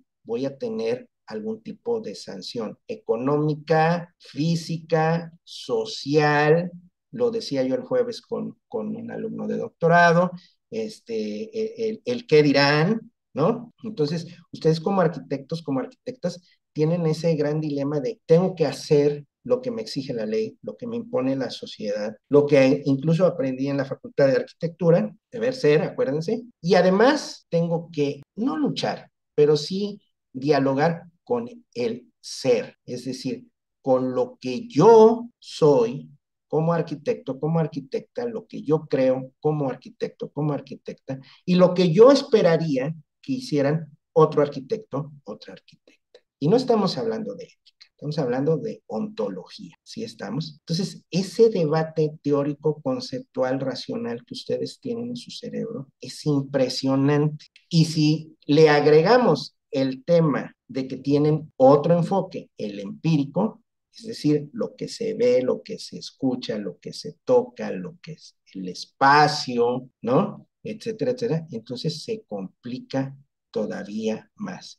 Entonces la pregunta aquí sería metodológica, ontológicamente, ¿qué debe prevalecer para ustedes como expertos, como expertas? ¿El ser o el deber ser? ¿Sí estamos? La funcionalidad contra la identidad, ¿sí? Es un debate, les decía yo, ontológico entre el ser, el deber ser, la técnica, la metodología, y bueno, ¿por qué no?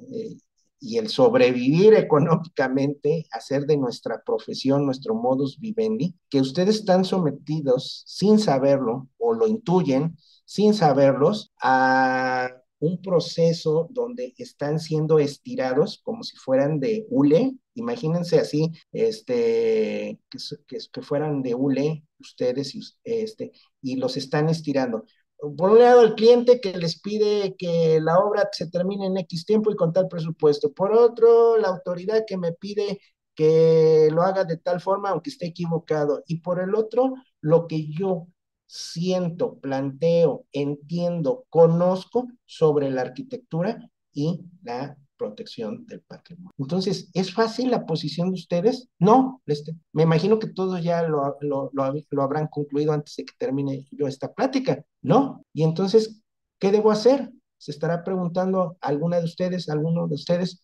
Entonces, ¿qué debo hacer? Bueno, pues lo que, insisto, tienes que verlo desde un enfoque sistémico y tratar de entender que tienes que hacer que convivan todos lo mejor posible, aunque en esta plática, en esta sesión, les he dado algunos tips muy interesantes para que su actividad profesional como diseñadores, conservadores del patrimonio edificado, sepan que jurídicamente se cuentan con las herramientas jurídicas para que su trabajo como expertos en patrimonio edificado, en patrimonio cultural, en modificación, remodelación, conservación, se pueda hacer lo mejor posible. Y entonces el sentido de esta charla ha girado en el sentido de decirles a ustedes, por lo menos hay un motivo menos de angustia, ¿no? Por lo menos en lo jurídico. En lo demás podrá ser otra cosa, pero en lo jurídico, que es lo que a mí me toca hablar con ustedes, sí hay la posibilidad de que bajo el principio pro persona, bajo estas leyes, estas modificaciones y estos tribunales que les platiqué. A nivel estatal sería el Tribunal Estatal de Justicia Administrativa del Estado de la República, donde ustedes son, si todos son de Puebla, pues sería el Tribunal Estatal de Justicia Administrativa del Estado de Puebla, que está en la calle de Mitla, ¿sí? Allá por el Triángulo, para que lo ubiquen, o si fuera algo que tiene que ver con el INAH, el Tribunal Federal de Justicia Administrativa, que está en Ciudad Judicial. Si nos están viendo de otros estados de la República, pues evidentemente lo podrán hacer en sus estados, tanto a nivel estatal, decía yo, Tribunal Estatal de Justicia Administrativa del Estado de la República donde tú vivas, o a nivel federal, Tribunal Federal de Justicia Administrativa, ¿sí? Entonces, a ver, quiero ver cómo ando de tiempo porque no me quiero pasar porque viene otra exposición muy interesante y no quisiera, ahora sí que meterle presión al doctor Mortimer, a la maestra Catherine,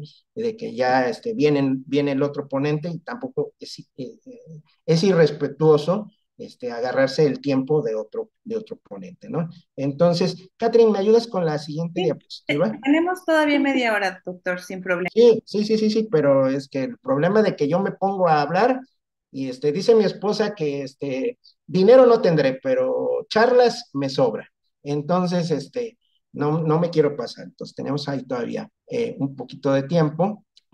La propiedad como función social, pues evidentemente, a partir del siglo XX, principios del siglo XX, es cuando los estados en todo el mundo, y México no es la excepción, empiezan a preocuparse por el tema de la propiedad como función social. Voy a partir de algo muy simple, el darle a los trabajadores un espacio físico para vivir, por ejemplo, ¿sí estamos? Pero también espacios culturales, espacios abiertos, parques, zonas recreativas, culturales, para poder desarrollar todas esas funciones que nos hacen más humanos. Yo estoy seguro que ustedes lo han reflexionado, ¿no? Sin ningún problema, que lo que ustedes diseñan, bueno, antes en la mesa, ¿no? Con el famoso cangrejo, el Leroy, esto, el otro, que eso ya ni existe, creo yo, ya nada más lo tienen ahí ustedes de recuerdo, los planos, como lo hacían los arquitectos todavía en el siglo pasado, finales del siglo pasado, pues eran muy, permítame la expresión, muy artesanales. Hoy en día con las tecnologías y la inteligencia artificial, con herramientas como seguro, porque veo varias arquitectas jóvenes, el Mid Journey, por ejemplo, pues yo veo que ahora los arquitectos están empezando a usar la inteligencia artificial muy interesantemente, para hacer cosas como planos con hiperrealidad, ¿no? Entonces ya dejamos como que la parte esa artesanal para volverlo a algo más interesante, ¿no? En el plano de las tecnologías. ¿Sí estamos? Y eso no quiere decir que van a desaparecer los arquitectos, las arquitectas. Les tengo esa noticia. Si por ahí alguien está pensando, no, es que la tecnología artificial va a acabar con los arquitectos que nos dedicamos al diseño, esto, el otro, no, no. Y miren que ese tema lo he estudiado bastante porque he dado bastantes pláticas sobre ese tema. Dirán ustedes, bueno, este maestro ya nada más lo que le hace falta es vender mole los domingos, ¿no? Y no, simplemente que por mi trabajo, pues tengo que, imagínense, dirijo tesis de doctorado de diferentes disciplinas, entonces mis alumnos me obligan de alguna manera a estar actualizado. Pero bueno, no me quiero salir del tema.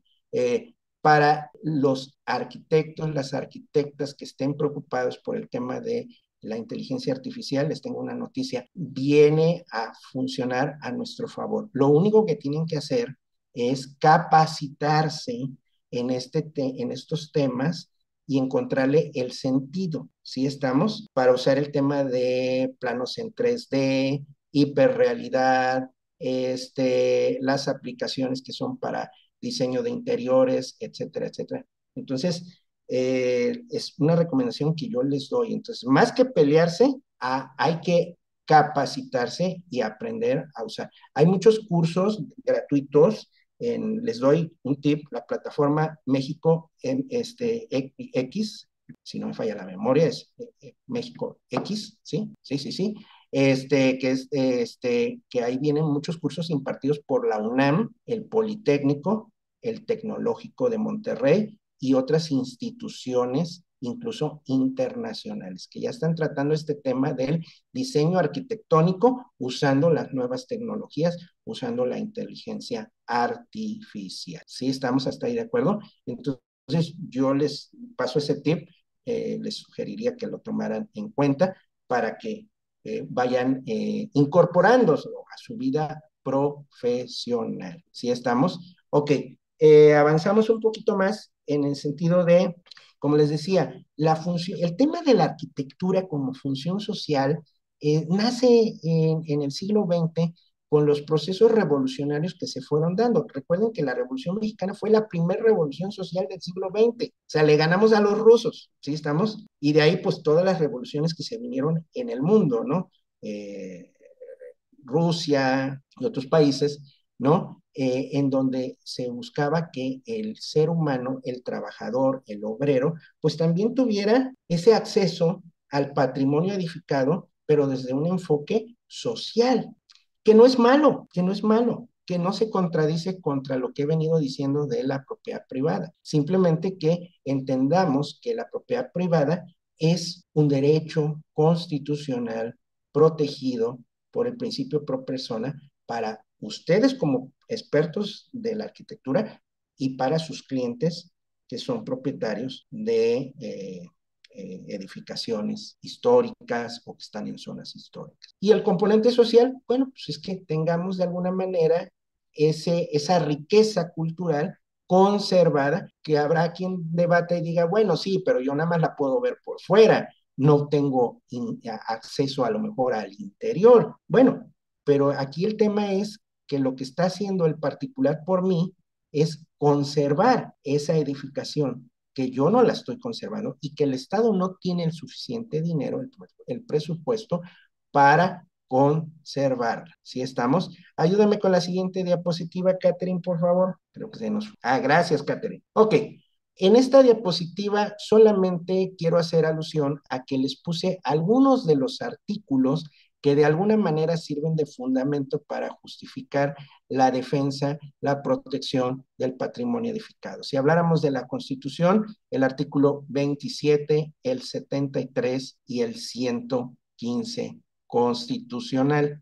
¿Sí estamos? El 27 que habla de todo lo que es la protección y el derecho que tiene el Estado sobre todo lo que esté en territorio mexicano, en el subsuelo, en el suelo y en el espacio aéreo. Y el 115 que se refiere a los municipios. ¿Sí estamos? Ahora bien, seguramente les ha tocado a algunos de ustedes, arquitectas, a algunas de ustedes arquitectos, toparse con que muchos trámites en el municipio nos los bloquean, nos los retrasan, etcétera, etcétera, por alguna disposición X, pues evidentemente la jerarquía, ahí sí regresamos a la jerarquía de Hans Kelsen, pues no es la misma, o sea, no es una autoridad municipal, no puede estar por encima de una estatal y de una federal.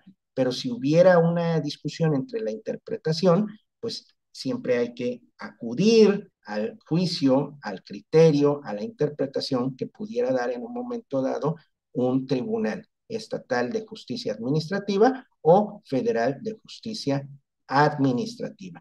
Yo sé que alguna de ustedes ahorita estará diciendo, oiga, todavía de que tengo que estar actualizado en técnicas de remodelación, conservación, arquitectura, teoría de la arquitectura, teoría del diseño, teoría del color, teoría de los materiales, morfología, etcétera. Todavía quiere que sepa yo sobre temas de derecho, pues está muy complicado.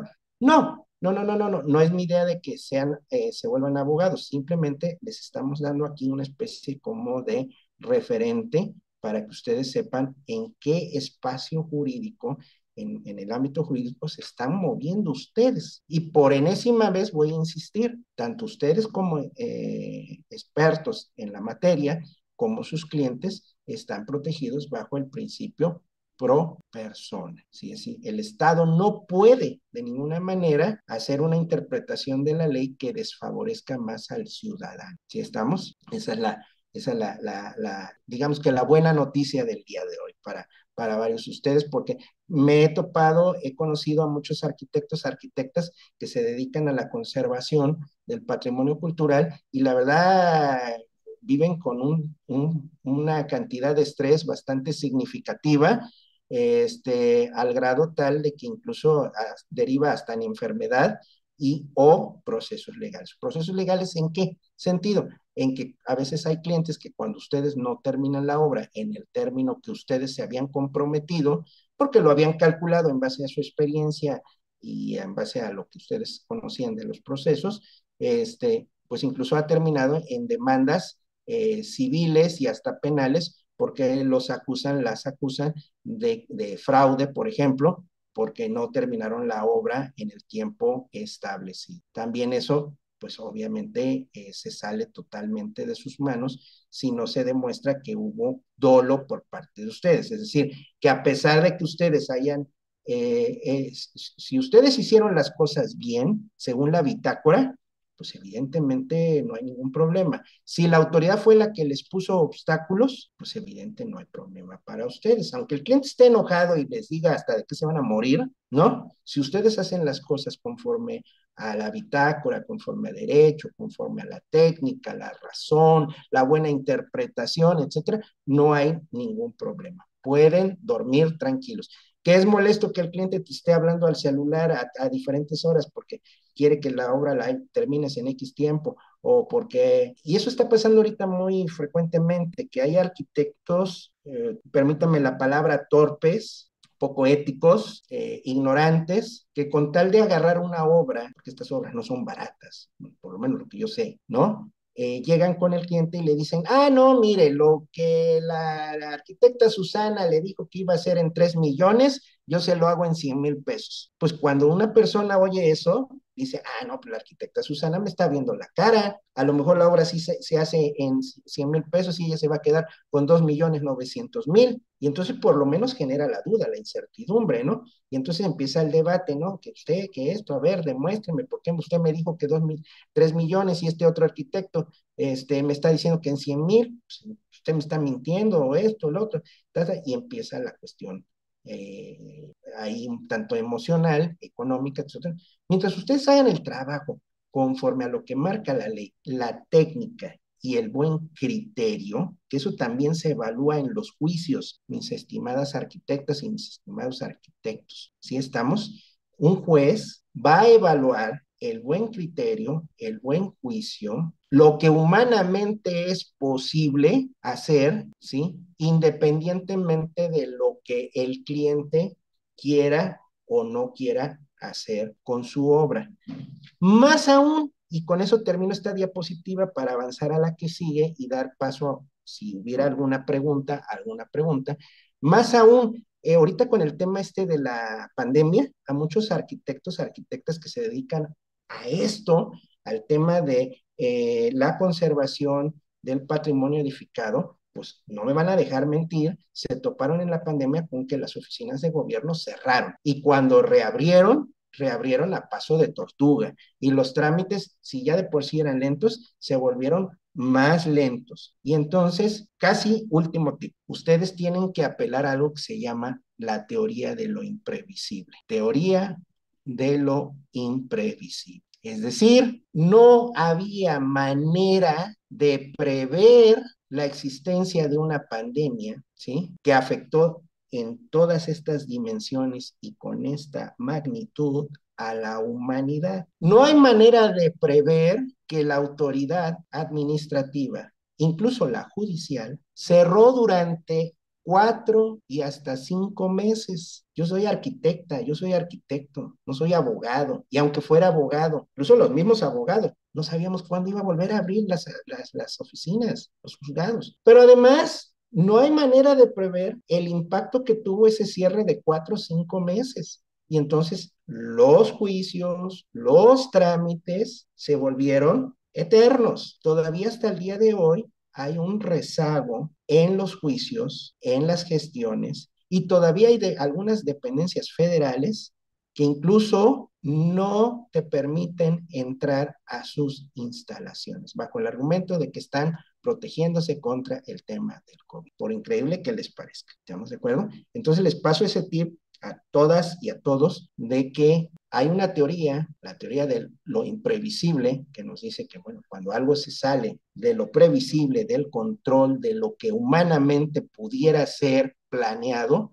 pues no estoy obligado a hacer aquello a lo que me comprometí. Es decir, si yo dije, esta remodelación la acabo en 3 meses, estoy exagerando en el ejemplo, ¿verdad? Pero si se presenta un escenario como lo del COVID, pues no estoy obligado a devolver el dinero que me dieron como adelanto, por ejemplo, o a que se me haga efectiva la pena convencional por no haber terminado la obra en el término que pusimos a lo mejor en el contrato. Y ese es el último tip para todos y para todas. Sugiero que siempre que vayan ustedes a tomar una nueva obra de conservación del patrimonio edificado, lo hagan a través de un contrato y que en ese contrato se establezcan todas las condiciones, incluso, y con eso me alegrarían el día, la tarde, la semana, el año, que pudieran poner en una cláusula la teoría de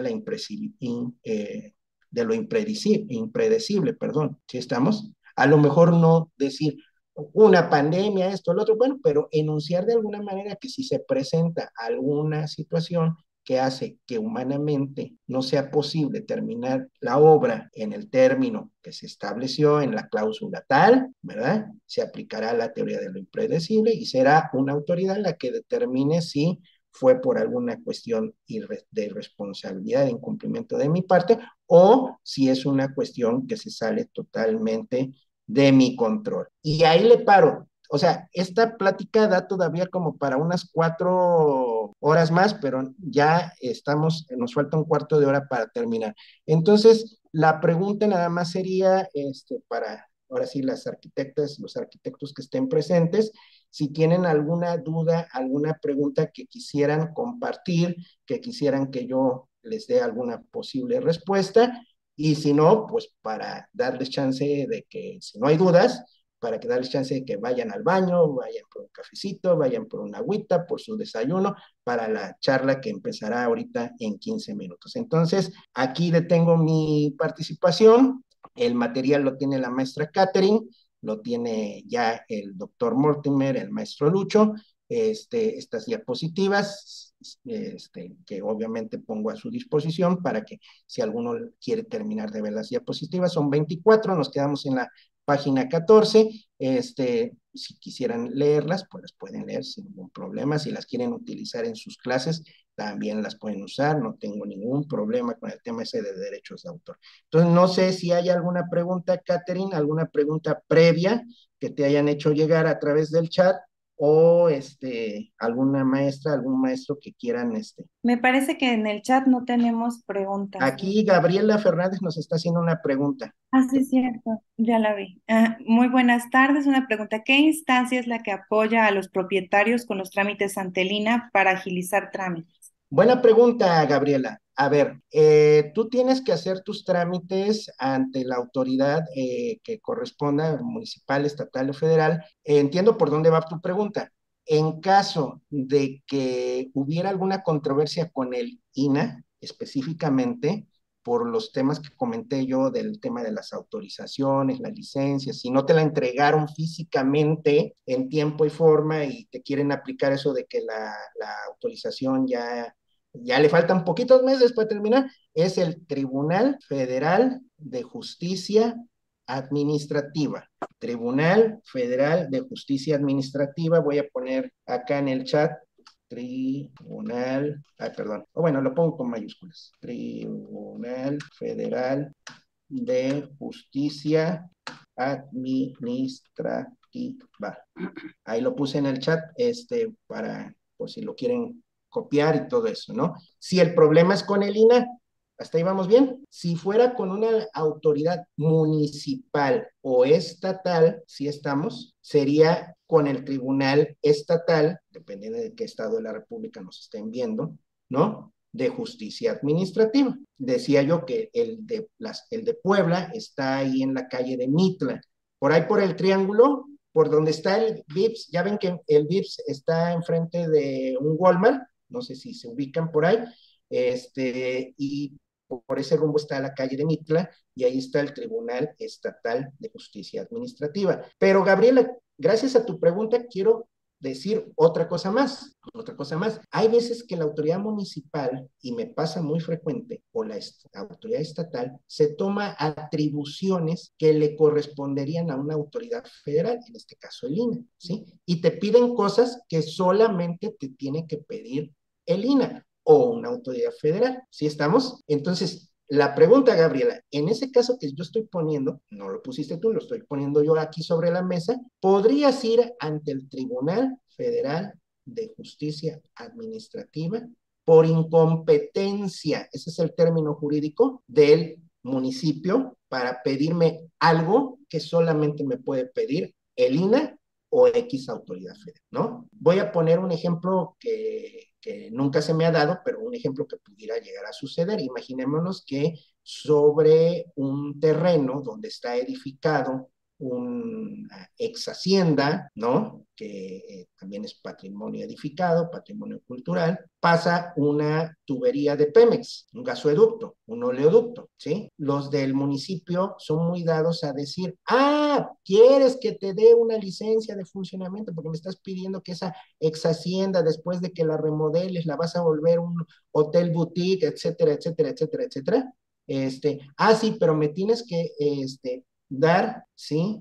La carta, la certificación de Pemex para que diga que no hay ningún problema por que pase abajo de esa ex hacienda, de esa edificación, un ducto de Pemex. Yo les preguntaría, ¿qué fue antes? ¿La ex hacienda o el ducto de Pemex? Pues evidentemente la ex hacienda, porque cuando se construyó esa obra, pues para empezar no había licencias de construcción, supongo yo. Estamos hablando del siglo XVI, XVII, ¿no? XVIII, XIX. Y punto número dos, pues no es competente el ayuntamiento para pedir ese tipo de cosas porque eso solamente le correspondería en todo caso a Pemex y a otras instancias de carácter federal. Entonces, Gabriela, espero haber sido claro en la explicación.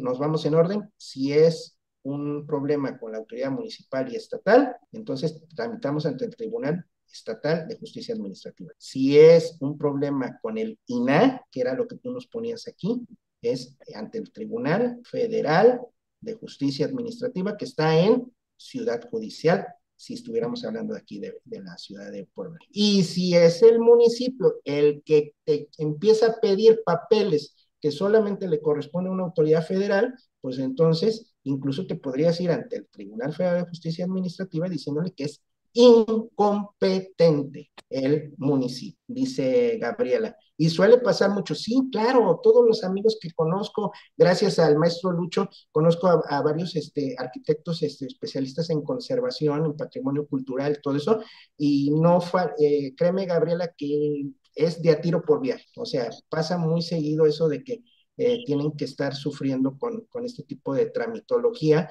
y en el cual, con todo respeto lo digo, abusan de la ignorancia de los clientes, de los dueños de las propiedades, pero también de ustedes. Y luego andan ustedes sufriendo por todo lo que ya comenté. No sé si hay otra pregunta. Gracias, Gabriela. Muy, muy, muy, muy buena tu pregunta. No sé si haya alguna otra pregunta adicional. Sí, buenas tardes. Ok, Susana, ¿qué tal? Buenas tardes. Sí. Mire usted, maestro, yo quiero felicitarlo, ahora sí que muy ampliamente, por que ha llevado de una manera muy amena esta conferencia. Gracias. Créame que me he puesto a pensar que tenerlo a usted como profesor de alguna materia, alguna cátedra, pues ha de ser de verdad fascinante, ¿verdad? Gracias. La manera en que la imparte y con esa pasión que desborda usted en ello. Bueno, Muchas además de los gracias. conocimientos, por supuesto. Yo Muchas quiero gracias. preguntarle, Siempre. A dígame. ver, dime, adelante. Quiero preguntarle a usted si puede repetirnos la jerarquía de Hans Hensel, por favor, porque me Ok, parece mira, aquí te pongo en el chat Hans Kelsen. Gelsen. Ajá, sí. Hans Kelsen es el padre del positivismo jurídico alemán y de ahí lo retomamos nosotros en México en especial.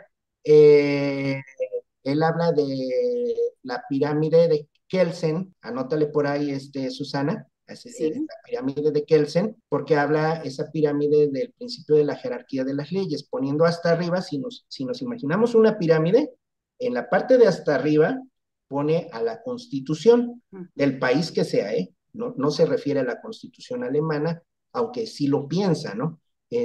Luego las leyes, las leyes secundarias, le llama él, que serían las leyes en materia federal, como en este caso la ley del INAH, es un ejemplo. Hasta ahí vamos bien, Susana. bien, sí, Y luego vendrían las estatales y las municipales. Todo lo que es reglamentos, acuerdos, memorándums, etcétera, etcétera, etcétera. Entonces, así lo define Hans Kelsen, ¿no? El padre del positivismo jurídico. ¿Por qué lo retomamos en México? Te estarás preguntando, Susana, no me lo estás preguntando, digo, no me lo estás diciendo, pero a lo mejor te lo estás preguntando, ¿por qué en México lo retomamos?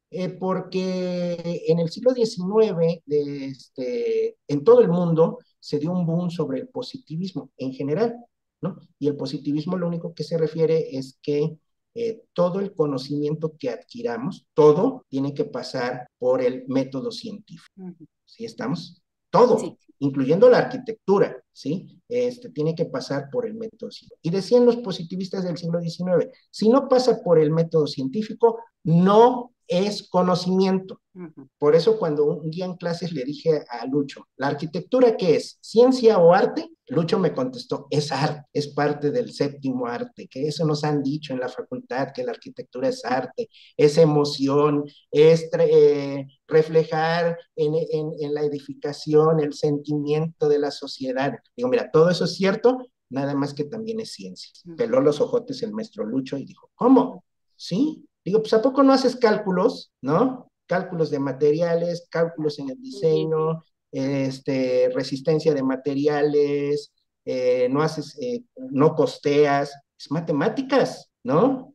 así es. Yo siempre pongo un ejemplo, digo, ¿por qué le dicen los arquitectos, y nosotros también, ¿no? A los albañiles, por favor, cuando tengan ganas de orinar, no orinen donde está ahí vaciada la arena de la construcción? ¿Por qué? Alguien contestará, por higiene, profe. No, porque le cambias ¿qué? El pH a la arena.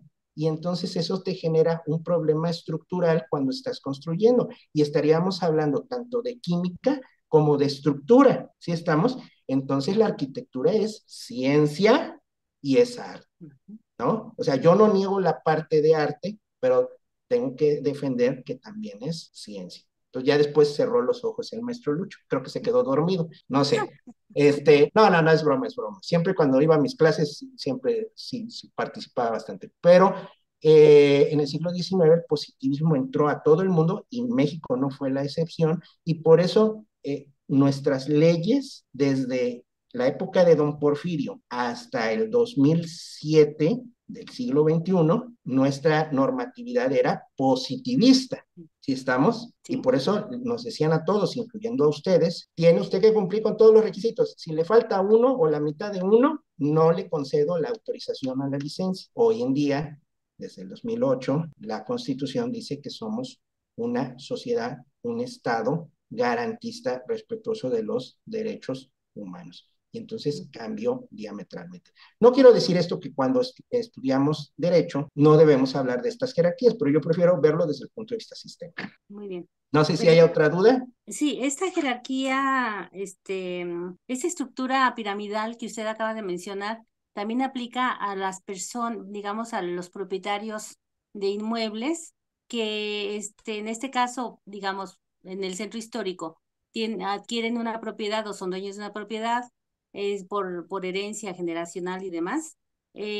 No tienen los recursos económicos como para mandar a restaurar esas casas que ya prácticamente se están cayendo.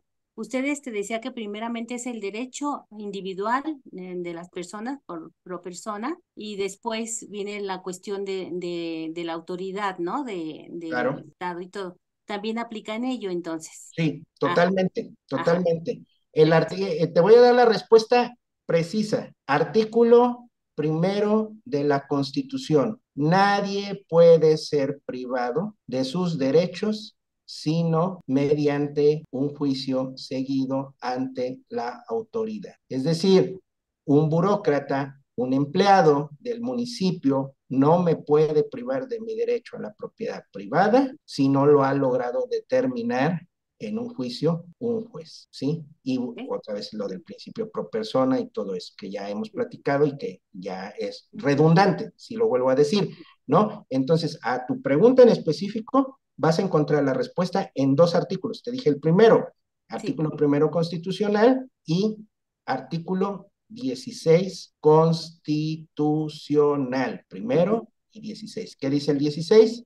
Nadie puede ser privado de sus papeles, derechos y posesiones, y ahí entra la parte de propiedad que tú me estabas preguntando, si no se hace mediante mandamiento judicial donde se motive y fundamente la razón de la molestia.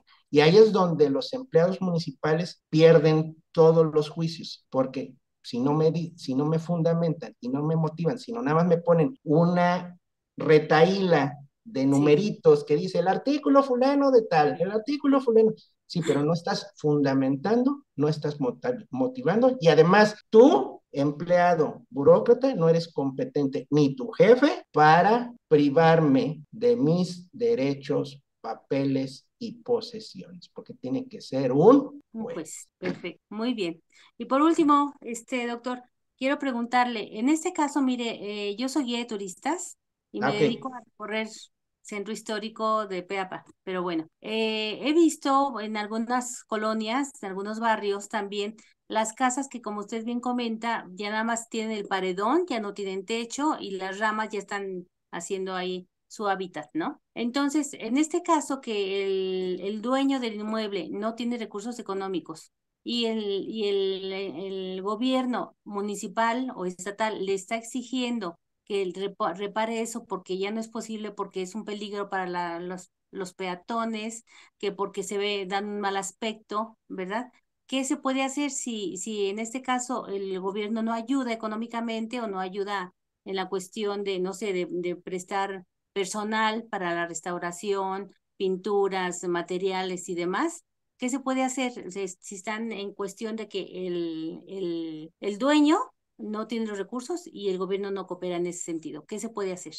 Bueno, nadie puede ser obligado a hacer lo imposible. Ese es otro principio de derecho. Nadie puede ser obligado a hacer lo imposible. Y si tú no tienes el dinero, pues no puedes ser obligado a que busques dinero de donde sea para hacer la remodelación o la conservación.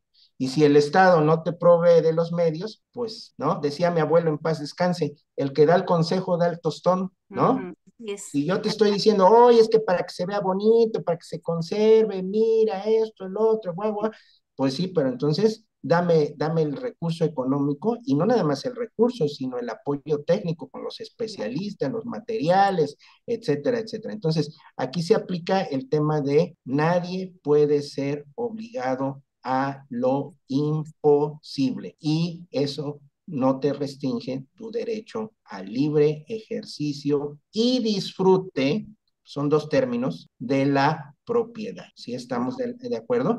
Es decir, una cosa es al libre disfrute, a disponer, si estuviéramos hablando de compraventa, y al disfrute o goce, quiere decir al uso de ese bien. Si alguien dijera ahorita, bueno, no tengo dinero para rehabilitar esta propiedad, pero pues me alcanza ahí para a lo mejor construir algo ahí, una chocita y poder vivir, porque no tengo a dónde vivir. Imaginemos ese escenario, Susana. ¿Sí estamos? Alguien que le heredaron una casona en el centro histórico, que ya se cayeron los techos, que no tiene dinero, y que dice, pues lo más que puedo construir es una casita de madera ahí con techo de lámina, y como no tengo a dónde vivir, pues me tengo que ir a vivir ahí. Y que la autoridad te dijera, oye, no, tienes que remodelar, tienes que esto, tienes que poner techo de teja, tienes que esto, porque si no, tampoco te voy a permitir que vivas ahí. Pues no se puede restringir ese derecho del goce, ahora sí, del derecho, vamos a decirlo así, de poder vender y el disfrute. Disfrute. Y ya son las 11, Susana. No es que te quiera yo cortar la inspiración, pero me da pena con el siguiente ponente y va a ser una plática mucho más interesante que la que yo les pude haber dado. Entonces, Gracias.